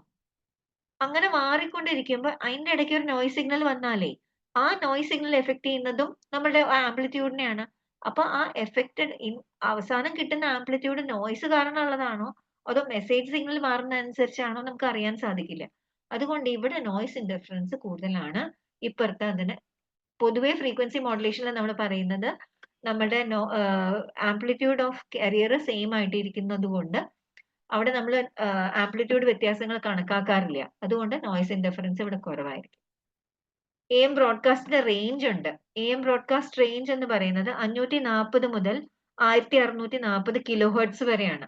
ഓക്കെ, അത് FM ബ്രോഡ്കാസ്റ്റ് ആണെങ്കിൽ 88 മെഗാ ഹെർട്സ് മുതൽ 108 മെഗാ ഹെർട്സ് വരെയാണ്. ഇത് നിങ്ങൾ പഠിച്ചിട്ടുണ്ടായിരിക്കും. ഓക്കെ, പിന്നെ AM ഒരു കരിയറും 2 സൈഡ് ബാൻഡുമേ ഉള്ളൂ. FM infinite number of side bands ആണ്. അപ്പൊ ബാൻഡ് വിഡ്ത്ത് ഇതിനകത്ത് ഇത് തിരിച്ചാണ് കേട്ടോ. ബാൻഡ് വിഡ്ത്ത് ഇതിനകത്ത് കുറവാണ്, ആംപ്ലിറ്റ്യൂഡ് മോഡുലേഷനിൽ കുറവാണ്, ഫ്രീക്വൻസി മോഡുലേഷനിൽ കൂടുതലാണ്. ഫ്രീക്വൻസി മോഡുലേഷന്റെ തിയററ്റിക്കൽ ബാൻഡ് വിഡ്ത്ത് എന്ന് പറയുന്നത് ഇൻഫിനിറ്റി ആണ്, കാരണം ഒരുപാട് സൈഡ് ബാൻഡ്സ് ഉണ്ട് കേട്ടോ. അതുപോലെ ട്രാൻസ്മിഷൻ എക്വിപ്മെന്റ് AM സിമ്പിൾ ആണ്, മറ്റൊരിടത്ത് കോംപ്ലക്സ് ആണ്. ഓക്കെ, മോഡുലേഷൻ ഇൻഡെക്സിന്റെ കാര്യം പറയുകയാണെങ്കിൽ 0 to 1 ആണ് നമ്മുടെ ആംപ്ലിറ്റ്യൂഡ് മോഡുലേഷനിൽ അതിന്റെ മോഡുലേഷൻ ഇൻഡെക്സ്. ഇതിനകത്ത് മോഡുലേഷൻ ഇൻഡെക്സിൽ നമുക്ക് അങ്ങനെ ലിമിറ്റേഷൻ ഒന്നുമില്ല, 0 മുതൽ എത്ര വേണമെങ്കിലും ആവാം കേട്ടോ. അതാണ് ഈ പറഞ്ഞ AM-ഉം FM-ന്റെയും നമുക്ക് ഡിഫറൻസ് ഇവിടെ പറയാൻ സാധിക്കും. ഓക്കെ ആണേ? ഇത് വേണമെങ്കിൽ എഴുതി വെച്ചോളൂ. AM ബ്രോഡ്കാസ്റ്റ് റേഞ്ച് എന്ന് പറയുന്നത് 540 കിലോ ഹെർട്സ് മുതൽ 1640 കിലോ ഹെർട്സ് വരെയാണ്. 540 to 1640 kilo hertz. FM broadcast range എന്ന് പറയുന്നത് 88 മെഗാ ഹെർട്സ് മുതൽ 108 മെഗാ ഹെർട്സ് വരെയാണ്. ഓക്കെ, നേരത്തെ പറഞ്ഞതുപോലെ FM-ന്റെ ആംപ്ലിറ്റ്യൂഡ് കോൺസ്റ്റന്റ് ആയതുകൊണ്ട് ട്രാൻസ്മിറ്റഡ് പവർ കോൺസ്റ്റന്റ് ആണ്. അതുകൊണ്ട് തന്നെ നോയ്സ് ഇന്റർഫറൻസ് FM-നെ എഫക്ട് ചെയ്യത്തില്ല. അതുപോലെ ഡിസ്റ്റോർഷൻ കുറവാണ്, ഇന്റർഫറൻസ് മിനിമം ആണ്. പക്ഷേ FM-ന്റെ ഡിസഡ്വാൻറ്റേജ് എന്ന് പറഞ്ഞാൽ ഈ ബാൻഡ് വിഡ്ത്ത് എന്ന് പറയുന്നത് അതിന് എന്താ പറയാ, ലോ അല്ല കേട്ടോ, ഹൈ ബാൻഡ് വിഡ്ത്ത് ആണ്. പിന്നെ ഇതിന്റെ ട്രാൻസ്മിറ്റിങ്ങും റിസീവിംഗ് എക്വിപ്മെന്റ് കോസ്റ്റ്ലിയും കോംപ്ലക്സും ആണ്. ഓക്കെ, മാത്രമല്ല ഈ FM-ന്റെ കേസിൽ നമുക്ക് ലൈൻ ഓഫ് സൈറ്റ് പ്രൊപ്പഗേഷൻ ആണ് യൂസ് ചെയ്യുന്നത്. അതുകൊണ്ട് ലിമിറ്റഡ് ഏരിയ മാത്രമേ സ്പാൻ ചെയ്യാൻ പറ്റുള്ളൂ, ഒരുപാട് ദൂരം നമുക്ക് അതിനകത്ത് സ്പാൻ ചെയ്യാൻ പറ്റത്തില്ല. അത് റേഞ്ച് കവറേജ് ഏരിയ ഭയങ്കര ലിമിറ്റഡ് ആണ് FM-ന്റെ കേസിൽ കേട്ടോ. ഇനി റിസീവറിലേക്ക് കിടക്കാം. റിസീവറിനകത്ത് ഏറ്റവും പ്രധാനമായിട്ട് 2 ടൈപ്സ് ഓഫ് റിസീവേഴ്സ് ഉണ്ട്. ആദ്യത്തെ റിസീവറിന്റെ പേരാണ് ട്യൂൺഡ് റേഡിയോ റിസീവർ എന്ന് പറഞ്ഞത്. അതിന് ഒരുപാട് ഡിസഡ്വാൻറ്റേജസ് ഉണ്ട്. അത് പണ്ട് ഇനീഷ്യലി ഈ കമ്മ്യൂണിക്കേഷൻ ഉണ്ടായ സമയത്ത് ഉണ്ടാക്കിയ റിസീവേഴ്സ് ആണ്, ഒരുപാട് പ്രശ്നങ്ങളുള്ള റിസീവേഴ്സ് ആണ്. അപ്പൊ അതിനകത്ത് ചെറിയ മാറ്റം വരുത്തി സൂപ്പർ ഹെട്രോഡൈൻ ടെക്നോളജി യൂസ് ചെയ്യുമ്പോൾ കിട്ടുന്ന റിസീവേഴ്സിനെയാണ് സൂപ്പർ ഹെട്രോഡൈൻ റിസീവർ എന്ന് പറയുന്നത്. AM-ലും FM-ലും യൂസ് ചെയ്യുന്നുണ്ട് ഹെട്രോഡൈനിങ്, ഈ സൂപ്പർ ഹെട്രോഡൈൻ. ഓക്കെ, ഈ ഹെട്രോഡൈനിങ് ബേസിക്കലി ഹെട്രോഡൈനിന്റെ വാക്കിന്റെ അർത്ഥം തന്നെ മിക്സിംഗ് ആണ്. ഓക്കെ, മിക്സ് ചെയ്യുന്ന കാര്യമാണ് ഹെട്രോഡൈൻ എന്ന് പറയുന്നത്. അപ്പൊ എന്തിനെയാണ് നമ്മളിവിടെ മിക്സ് ചെയ്യുന്നത്? നമ്മൾ 2 ഡിഫറെന്റ് ഫ്രീക്വൻസീസിനെ മിക്സ് ചെയ്തിട്ട് ഒരു ഫ്രീക്വൻസി കോമ്പോണന്റ് ഉണ്ടാക്കുന്നു. അപ്പൊ ഞാൻ ഒരു 2 ഫ്രീക്വൻസീനെ മിക്സ് ചെയ്തു എന്ന് വിചാരിക്കാം. F1 എന്ന ഫ്രീക്വൻസിയും F2 എന്ന ഫ്രീക്വൻസിയും മിക്സ് ചെയ്തു. അത് മിക്സ് ചെയ്യാൻ നമ്മൾ ഉപയോഗിക്കുന്ന ഒരു മിക്സർ മൊഡ്യൂൾ ആണ്. അപ്പൊ F1-ഉം F2-ഉം ഈ മിക്സർ മൊഡ്യൂളിന്റെ ഇൻപുട്ട് ആയിട്ട് കൊടുക്കുമ്പോൾ മിക്സറിന്റെ ഔട്ട്പുട്ടിൽ വരുന്നത് ഒരുപാട് ഫ്രീക്വൻസീസ് ആണ്. ഈ മിക്സറിന്റെ ഔട്ട്പുട്ടിൽ വരുന്നത് ഇൻപുട്ട് കൊടുത്ത 2 ഫ്രീക്വൻസി F1-ഉം F2 ആണ് നമ്മൾ കൊടുത്തിരിക്കുന്നതിന് ഇൻപുട്ട് ആയിട്ട്, അത് രണ്ടും വരും. പിന്നെ 2 times F1, 2 times F2, 3 times F1, 3 times F2, അതിന്റെ ഹാർമോണിക്സും കൂടെ വരും. ഓക്കെ, അപ്പൊ പിന്നെ വരുന്നത് സം ഫ്രീക്വൻസിയും ഡിഫറൻസ് ഫ്രീക്വൻസിയുമാണ്. എന്താണ് some frequency? F1 plus F2, ആ ഫ്രീക്വൻസിനെയാണ് നമ്മൾ എന്ത് പറയുന്നത്? Some frequency. F1 minus F2 ആണെങ്കിലോ അതിനെ ഡിഫറൻസ് ഫ്രീക്വൻസി എന്ന് പറയും. ഓക്കെ, ഈ ഡിഫറൻസ് ഫ്രീക്വൻസിക്ക് ഒരു പ്രത്യേകതയുണ്ട്. ആ ഡിഫറൻസ് ഫ്രീക്വൻസി എപ്പോഴും നമ്മൾ ഒരു ഫിക്സഡ് ഫ്രീക്വൻസി ആയിട്ട് വെക്കുവാണെങ്കിൽ അതിനെ നമ്മൾ ഇന്റർമീഡിയറ്റ് ഫ്രീക്വൻസി എന്ന് പറയും കേട്ടോ. ഈ പറഞ്ഞ പ്രിൻസിപ്പിൾ ഉപയോഗിക്കുന്നതിനെയാണ് നമ്മൾ എന്ത് പറയുന്നത്? സൂപ്പർ ഹെട്രോഡൈൻ റിസീവർ എന്ന് പറയും. ഓക്കെ, ഇതാണ് നമ്മുടെ AM സൂപ്പർ ഹെട്രോഡൈൻ റിസീവറിന്റെ മൊഡ്യൂള്. ഓക്കെ, ഞാൻ പറഞ്ഞില്ലേ മിക്സർ മൊഡ്യൂൾ എന്ന് പറഞ്ഞു. ഇവിടെ ഒരു മിക്സർ മൊഡ്യൂൾ. മിക്സർ മൊഡ്യൂൾ എന്താ ചെയ്യാ? മിക്സർ മൊഡ്യൂളിന്റെ ഇൻപുട്ടിൽ 2 ഫ്രീക്വൻസി ഉണ്ട്. ഒന്ന് RF ആംപ്ലിഫയർ എന്ന് വരുന്നതും ഒന്ന് ലോക്കൽ ഓസിലേറ്റർ എന്ന് വരുന്നതുമാണ്. ഓക്കെ, പിന്നെ ഒരു കാര്യം പറയുന്നത്, ഇവിടെ അടുത്തത് മിക്സർ മൊഡ്യൂളിന്റെ അടുത്ത മൊഡ്യൂൾ എന്ന് പറയുന്നത് എന്താണ്? IF ആംപ്ലിഫയർ ആണ്. IF എന്ന് പറഞ്ഞാൽ എന്താണ്? Intermediate frequency.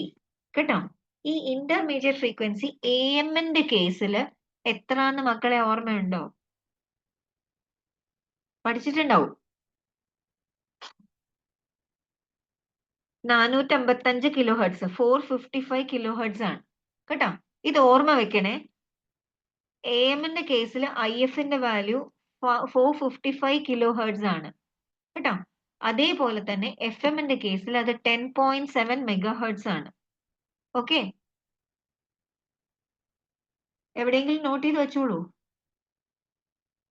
IF, value of IF in AM equal to 455 kilohertz.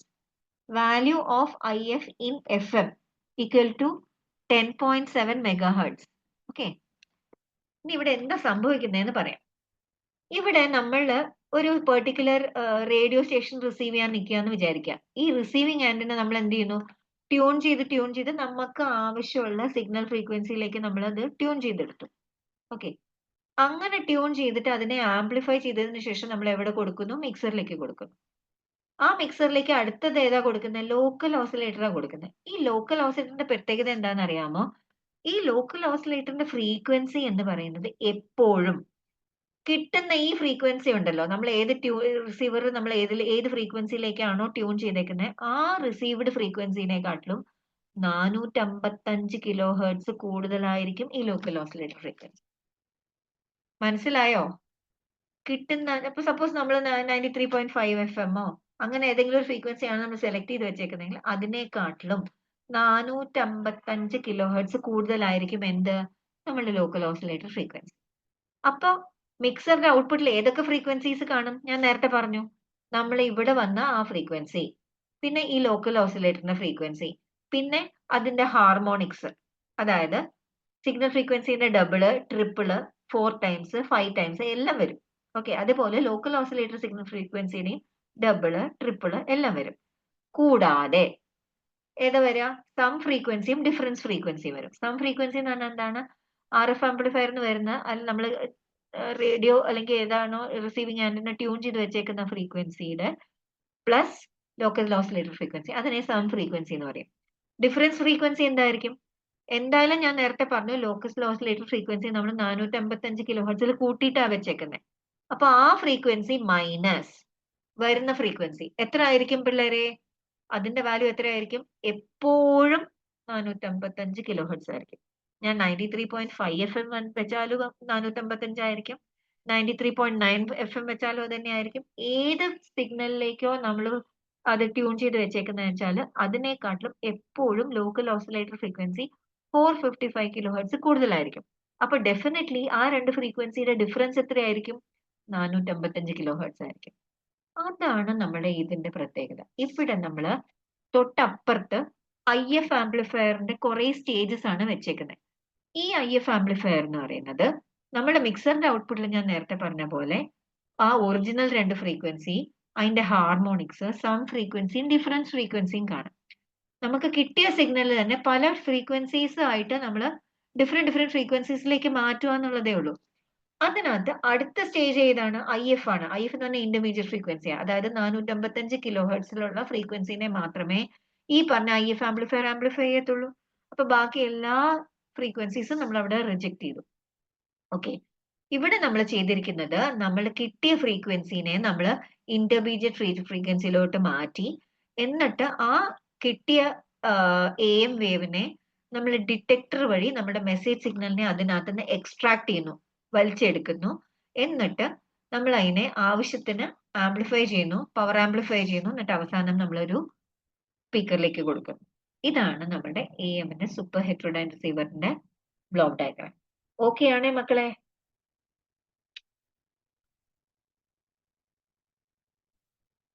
Okay.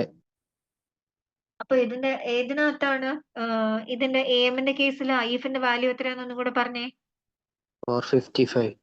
455 വെറും 455 എന്ന് പറഞ്ഞാൽ പോരാ. 455 കിലോ ഹെർട്സ് ആണ് കേട്ടോ. FM-ന്റെ കേസിൽ എത്രയാണെന്ന് പറഞ്ഞേ? 10.7 megahertz.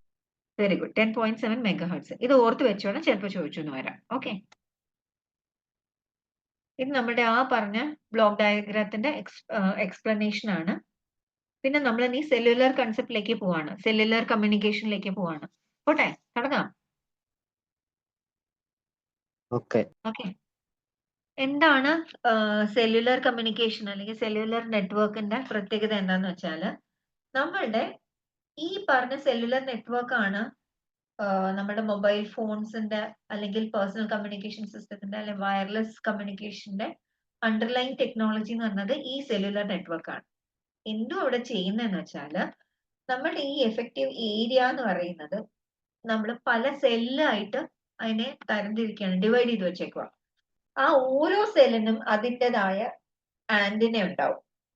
കൂടാതെ ആ ഓരോ സെല്ലിനും കുറച്ച് സെറ്റ് ഓഫ് ഫ്രീക്വൻസീസ്, ഒരു ബാൻഡ് ഓഫ് ഫ്രീക്വൻസീസ് നമ്മൾ അസൈൻ ചെയ്ത് കൊടുക്കും. ഓക്കെ, ആ സെല്ലിന്റെ കാര്യങ്ങൾ നോക്കാനായിട്ട് ഒരു ബേസ് സ്റ്റേഷനും കാണും. ആ ബേസ് സ്റ്റേഷനകത്ത് ഒരു ട്രാൻസ്മിറ്റർ ഉണ്ടാവും, ഒരു റിസീവർ ഉണ്ടാവും, ഒരു കൺട്രോൾ യൂണിറ്റും ഉണ്ടാവും. ഓക്കെ, എന്താണ് സെല്ലുലാർ നെറ്റ്വർക്ക്? ഈ മൊബൈൽ ഫോണിന്റെയും പേഴ്സണൽ കമ്മ്യൂണിക്കേഷൻ സിസ്റ്റത്തിന്റെയും വയർലെസ് നെറ്റ്വർക്കിംഗ് സിസ്റ്റത്തിന്റെയും വയർലെസ് കമ്മ്യൂണിക്കേഷന്റെ ഒക്കെ അണ്ടർലൈൻ ടെക്നോളജിയാണ് സെല്ലുലാർ നെറ്റ്വർക്ക്. എന്തിനാണ് ഇതിന്റെ പേര് സെല്ലുലാർ നെറ്റ്വർക്ക് ആയിട്ട് പറഞ്ഞത്? കാരണം അതിനകത്ത് ആ എഫക്റ്റീവ് ഏരിയനെ നമ്മൾ പല സെല്ലായിട്ട് ഡിവൈഡ് ചെയ്തേക്കുന്നു.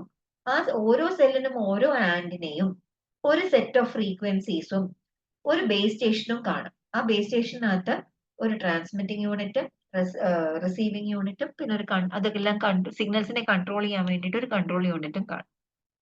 ഈ പറഞ്ഞ സെൽസിന് പല ഷേപ്പ് ഉണ്ടാവും, സ്ക്വയർ ആയിട്ട് റൗണ്ട് ആയിട്ടൊക്കെ ഷേപ്പ് കാണും.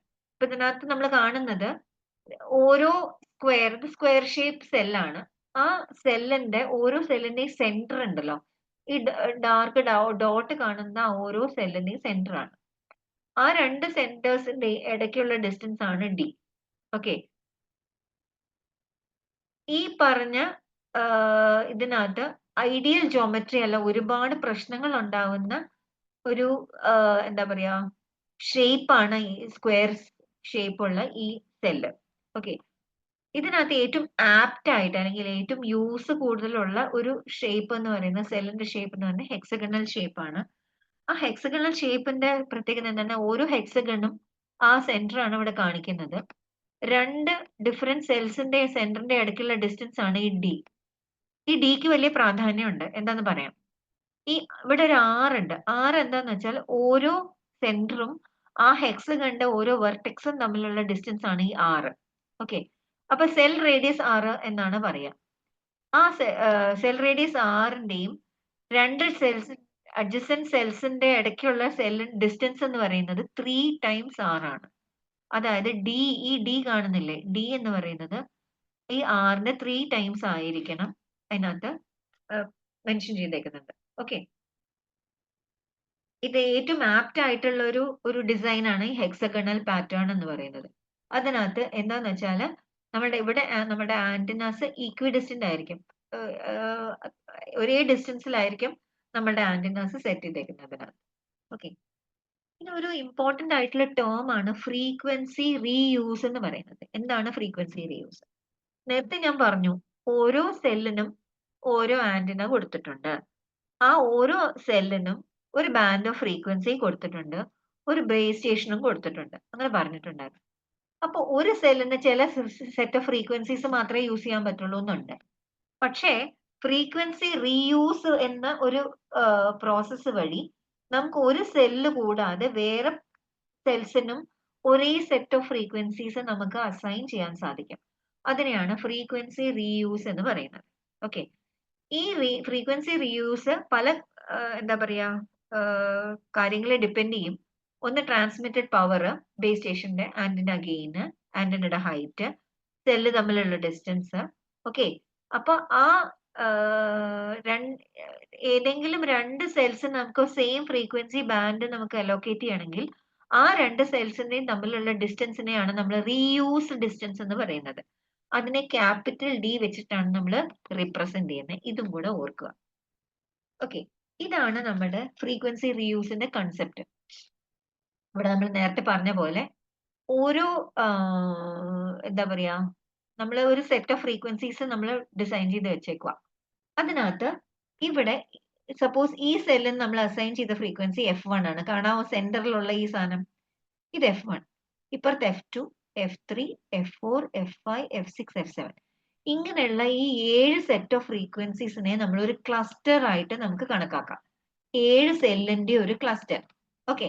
അതേപോലെ ഇപ്പുറത്തെ ഒരു ക്ലസ്റ്റർ ഉണ്ട് ഇതേപോലെ ഫ്രീക്വൻസി വെച്ചിട്ടുള്ളത്. കണ്ടോ? ഇത് F4, F3 അങ്ങനെ. കണ്ടോ? F1, F2, F3, F4, F5, F6. Okay. അപ്പൊ ഈ രീതിയിൽ ഇവിടെ ഒരു ക്ലസ്റ്റർ ഉണ്ട്. ഓക്കെ. ഇവിടെ ഒരു F1 ഉണ്ട്, അതേ കണക്ക് ഇവിടെയും ഒരു F1 ഉണ്ട്. രണ്ടും തമ്മിൽ റീയൂസ് ഡിസ്റ്റൻസ് എത്രയാ വരിക? Capital D. എന്താണ് റീയൂസ് ഡിസ്റ്റൻസ് എന്ന് പറഞ്ഞാൽ? സെയിം ഫ്രീക്വൻസി നമ്മൾ രണ്ട് സെൽസിന് അലോക്കേറ്റ് ചെയ്യുന്നുണ്ടെങ്കിൽ ആ രണ്ട് സെല്ലിന്റെ ഇടയ്ക്കുള്ള ഡിസ്റ്റൻസിനെയാണ് നമ്മൾ എന്ത് പറയുന്നത്? റീയൂസ് ഡിസ്റ്റൻസ് എന്ന് പറയുന്നത്. ഈ റീയൂസ് ഡിസ്റ്റൻസിന്റെ ഫോർമുല എന്താന്ന് വെച്ചാൽ is equal to square root of 3 into n into r. r square റൂട്ടിനകത്തല്ല, പുറത്താണ്. ഈ r എന്താന്ന് നമുക്കറിയാം, നേരത്തെ കണ്ടു, റേഡിയസ് ഓഫ് എ സെൽ അല്ലേ? പിന്നെ ഒരു ക്ലസ്റ്ററിനകത്ത് എത്ര സെൽസ് ഉണ്ട്? ഇപ്പൊ നമ്മൾ കണ്ട ക്ലസ്റ്ററിനകത്ത് എത്ര സെൽസ് ഉണ്ട് മക്കളെ? 7.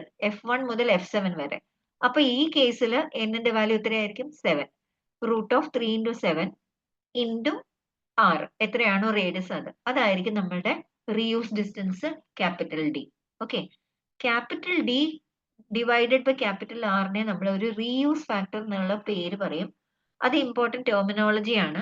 ഒരു പെർട്ടിക്കുലർ എന്താ പറയുക, ഈ പറഞ്ഞ ടെക്നോളജിയുടെ ഒരു ടെർമിനോളജി ആണ് റീയൂസ് ഫാക്ടർ എന്താണ്? D/R. Okay.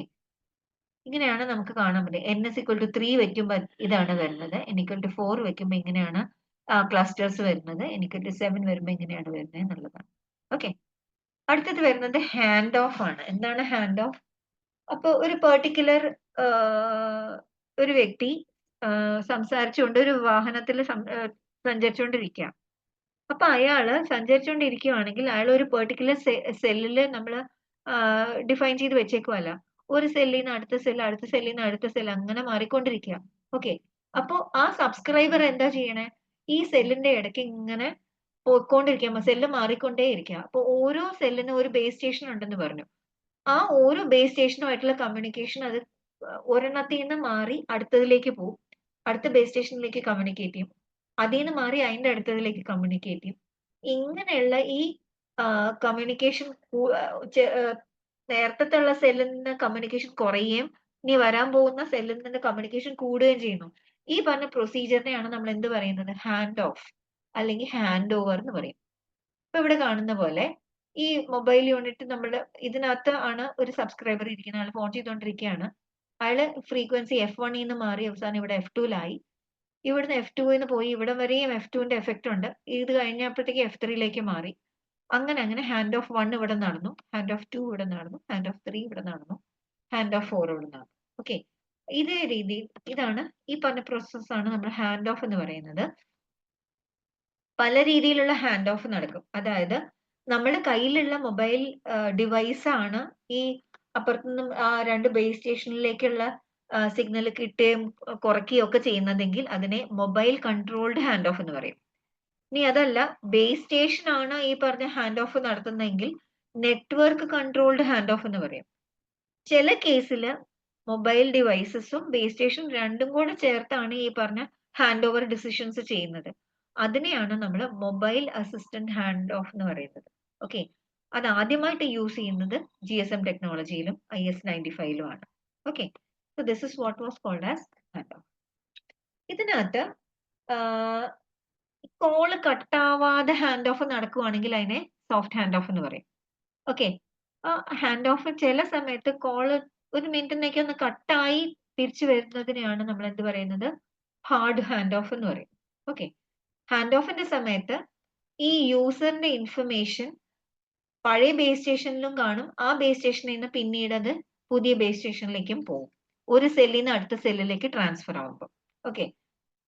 So this is എന്താണ് ഹാൻഡ് ഓഫ് എന്ന ഒരു ധാരണ കിട്ടി. ഓക്കെ. അടുത്തതാണ് നമ്മളുടെ GSM അല്ലെങ്കിൽ global system for mobile communication എന്ന് പറയുന്നത്. അതൊരു സെക്കൻഡ് ജനറേഷൻ സ്റ്റാൻഡേർഡ് ആണ്. കൂടുതലും മൊബൈലോ വോയിസോ അല്ലെങ്കിൽ ഡേറ്റയോ ട്രാൻസ്ഫർ ചെയ്യാൻ വേണ്ടി യൂസ് ചെയ്യുന്നതാണ്. 9.6 kbps വരെ അതിന് പോസിബിലിറ്റീസ് ഉണ്ട്. ഓക്കെ, ഇതാണ് അതിന്റെ ആർക്കിടെക്ചർ. GSM ആർക്കിടെക്ചർ ആണ്. ഇത് നമ്മളുടെ ഒരു മൊബൈൽ ഡിവൈസ് ആണ്, ഒരാളുടെ മൊബൈൽ ഡിവൈസ് ആണ്. അതിനകത്ത് ഒരു സിമ്മും മൊബൈൽ എക്വിപ്മെന്റും കാണും. സിം എന്താണ്? സബ്സ്ക്രൈബർ ഐഡന്റിറ്റി മൊഡ്യൂളും നമ്മുടെ ഡിവൈസും കാണും. ഓക്കെ, ഇങ്ങനെ ഒരുപാട് മൊബൈൽ ഡിവൈസസ് ഉണ്ടാവും. അതൊക്കെ ഒരു ടവറുമായിട്ട് കണക്ട് ചെയ്തിട്ടുണ്ടാവും. ഈ ടവറിനകത്ത് ഓരോ ടവറിലും ഇഷ്ടം പോലെ ഈ ബേസ് സ്റ്റേഷൻ സിസ്റ്റംസ് കാണും. അതിനകത്ത് BTS കാണും, അതായത് base transceiver station.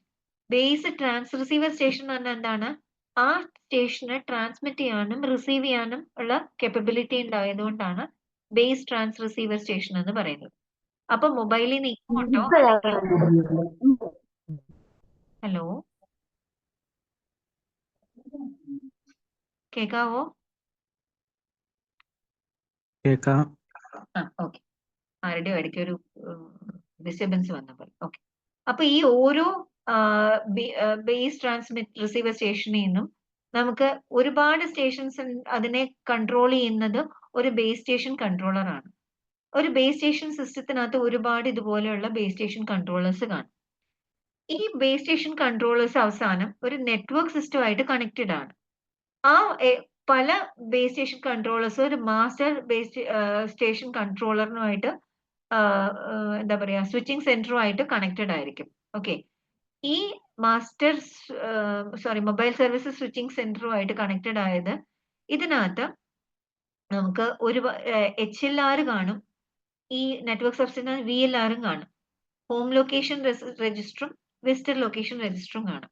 Okay, ഈ എന്താ പറയാ AUC എന്ന് പറയുന്നത് ഒത്തന്റിക്കേഷൻ സെന്ററും EIR എന്ന് പറഞ്ഞ എക്വിപ്മെന്റ് ഐഡന്റിറ്റി രജിസ്റ്ററും. അതായത് നമ്മൾ ഈ പറഞ്ഞ മൊബൈൽ ഡിവൈസസിന്റെ എല്ലാ ഡേറ്റയും നമ്മൾ ഈ പറഞ്ഞ നെറ്റ്വർക്ക് സിസ്റ്റത്തിലേക്ക് എങ്ങനെയാണ് ട്രാൻസ്മിറ്റ് ആവണം എന്നുള്ളതാണ് ഇതിനകത്ത് പറയുന്നത്.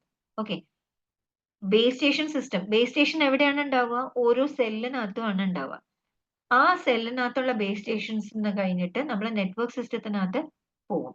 ആ നെറ്റ്വർക്ക് സിസ്റ്റത്തിനകത്ത് ഒരു കൺട്രോളർ ഉണ്ട് which is connected to each of the base station controller, which will give you an idea about what all devices are connected to that individual towers.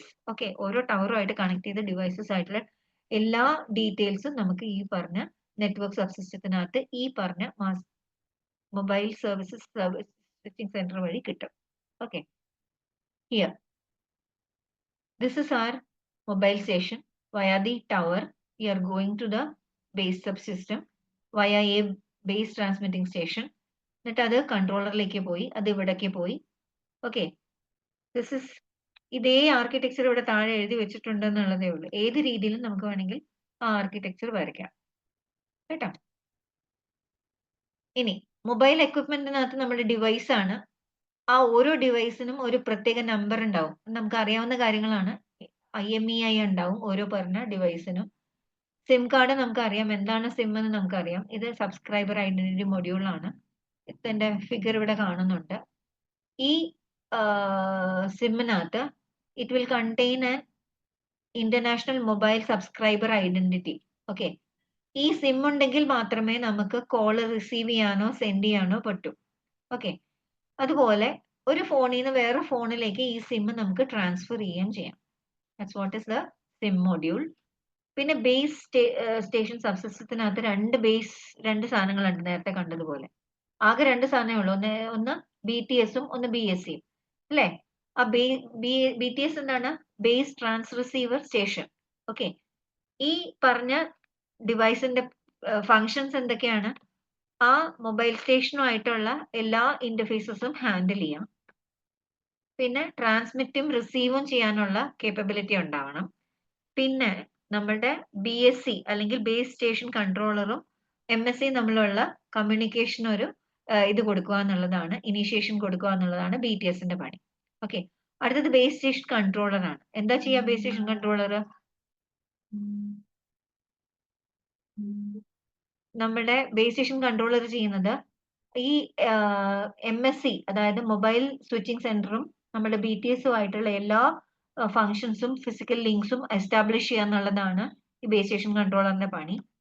Call setup, എപ്പോഴാ call വന്നേ, എങ്ങനെ എടുക്കുന്നു, അതിന്റെ details എല്ലാം. പിന്നെ location അപ്ഡേറ്റിങ്ങിനും ഒക്കെ നമുക്ക് BSc ആണ് യൂസ് ചെയ്യുന്നത്. ഓക്കെ, MScയുടെ ഫംഗ്ഷൻ എന്താണ്? Call switching. ഞാൻ നേരത്തെ പറഞ്ഞതുപോലെ നമ്മൾ യാത്ര ചെയ്യുമ്പോൾ ഒരാള് ഒരു സെല്ലിൽ നിന്ന് അടുത്ത സെല്ലിലേക്ക് പോകുമ്പോൾ ആ കോൾ സ്വിച്ചിങ് അവിടെ നടത്തണം. പല സെൽസുമായിട്ടാണ്, ഓരോ സെല്ലിനും ഒരു BTS ഉണ്ട്, ബേസ് സ്റ്റേഷൻ ഉണ്ട് അല്ലെ? ആ ബേസ് സ്റ്റേഷന്റെ നമ്മൾ സ്വിച്ചിങ് നടക്കുന്നതെല്ലാം ഈ MSc വഴിയാണ്. Okay, it is the heart of the network. ഈ പറഞ്ഞ നെറ്റ്വർക്ക് സബ്സിസ്റ്റത്തിന്റെ ഏറ്റവും ഇമ്പോർട്ടന്റ് ആയിട്ടുള്ള മൊഡ്യൂളാണ് ഈ MSc. എന്താ അതിന്റെ ഫങ്ഷൻസ്? സെൻഡർ ടു റിസീവറിൽ കോള് കണക്ട് ചെയ്യാം, കോൾസ് ചെയ്തതും റിസീവ് ചെയ്തതും ആയിട്ടുള്ള എല്ലാ ഡീറ്റെയിൽസും കളക്ട് ചെയ്യാം, പിന്നെ ബാക്കിയുള്ള നെറ്റ്വർക്ക് കമ്പോണൻസിന്റെ ഓപ്പറേഷൻ സൂപ്പർവൈസ് ചെയ്യാം, ബില്ലിംഗ് ഇൻഫർമേഷന്റെ കാര്യം, അതായത് ഇപ്പോൾ ഒരു കോൾ ഓരോരുത്തർക്കും ഓരോ രീതിയിലുള്ള ടോപ്പപ്പോ അല്ലെങ്കിൽ ഓരോ പാക്കേജ് ആയിരിക്കും അയാൾ ചെയ്തിട്ടുണ്ടാവുക, അതിനനുസരിച്ചുള്ള ബില്ലിംഗ് ഇൻഫർമേഷനും റെഡിയാക്കുക. അതെല്ലാം ചെയ്യുന്നതാണ് ഈ മൊബൈൽ സ്വിച്ചിങ് സെന്ററിന്റെ ഫങ്ഷൻ. ഓക്കെ, പിന്നെ നെറ്റ്വർക്ക് സബ്സിസ്റ്റത്തിനകത്ത് വേറെ കുറെ കാര്യങ്ങളുണ്ട്. എന്തൊക്കെയാണുള്ള? HLR ഉണ്ട്, VLR ഉണ്ട്, ഒത്തന്റിക്കേഷൻ സെന്റർ ഉണ്ട്, EIR ഉണ്ട്.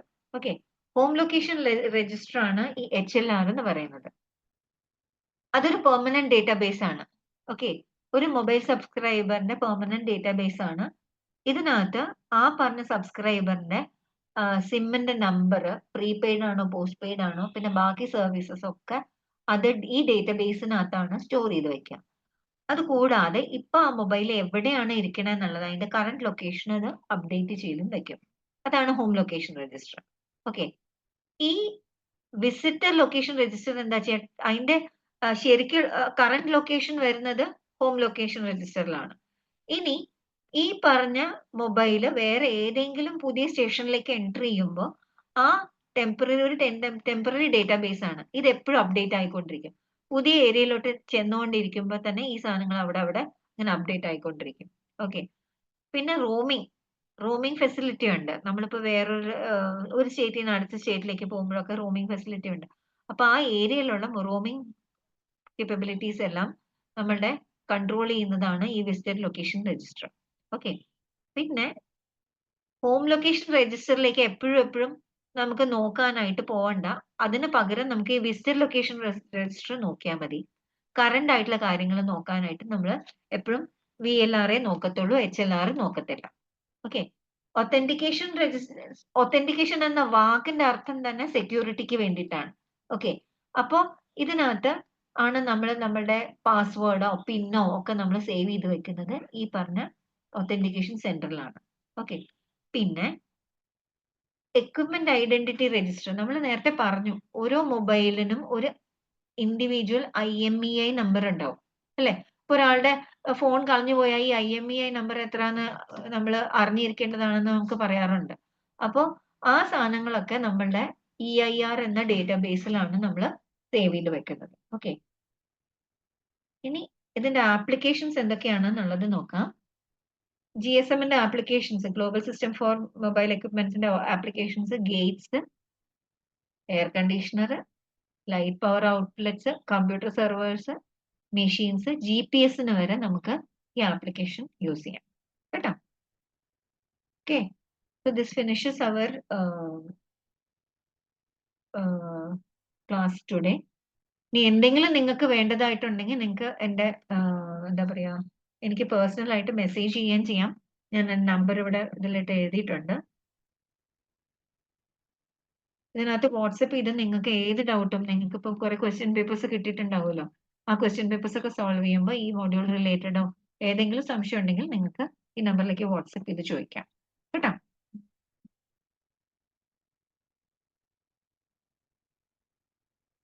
എൻ്റെ പേരും ഇത് ഞാൻ സെൻഡ് ചെയ്യുവാണ്, ചാറ്റിലുണ്ട് കേട്ടോ, നോട്ട് ചെയ്യാം. എന്തെങ്കിലും ഡൗട്ട് ഉണ്ടോ പിള്ളേരെ?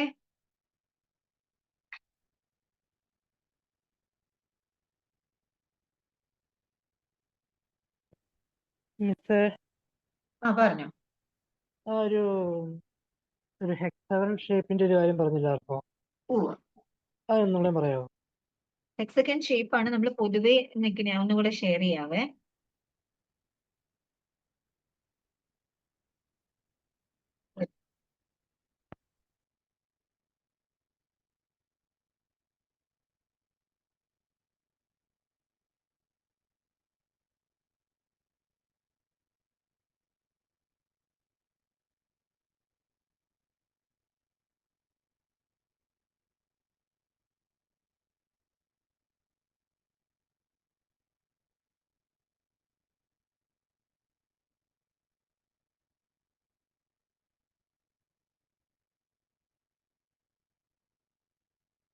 ഇതിനകത്ത് നമ്മള് പല ഷേപ്പിലും ഞാൻ നേരത്തെ പറഞ്ഞില്ലേ, നമ്മുടെ സെൽ എന്ന് പറഞ്ഞ സാധനം എന്താ, സെല്ലുലർ നെറ്റ്വർക്കിന്റെ പ്രത്യേകത എന്താണ്?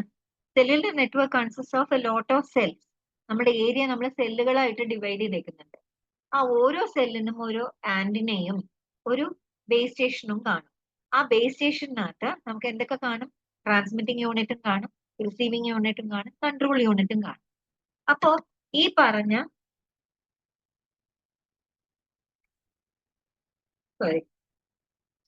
പറഞ്ഞ സെൽസിന്റെ ഷേപ്പിന് ഒരു പ്രത്യേകതയുണ്ട്.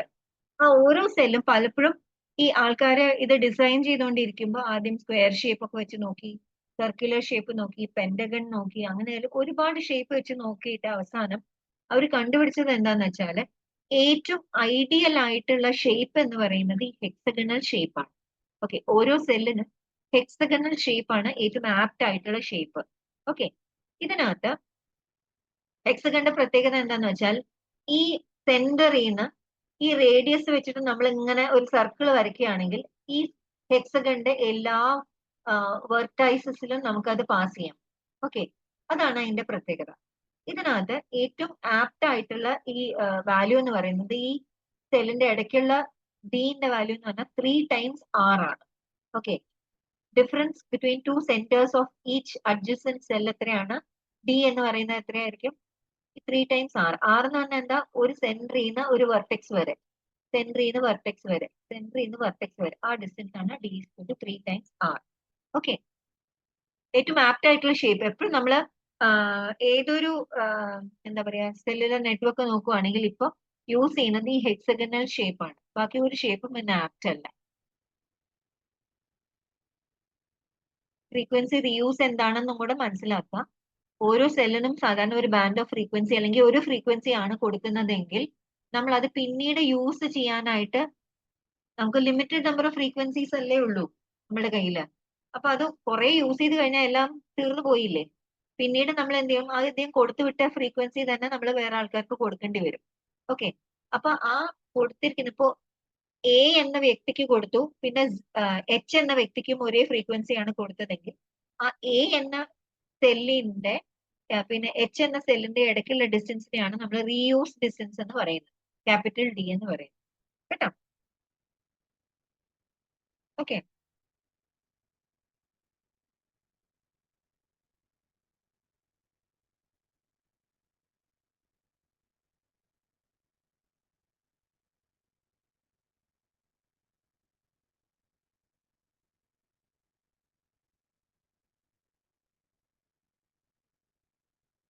ഹലോ, ഓക്കെ ആണോ പിള്ളേരെ?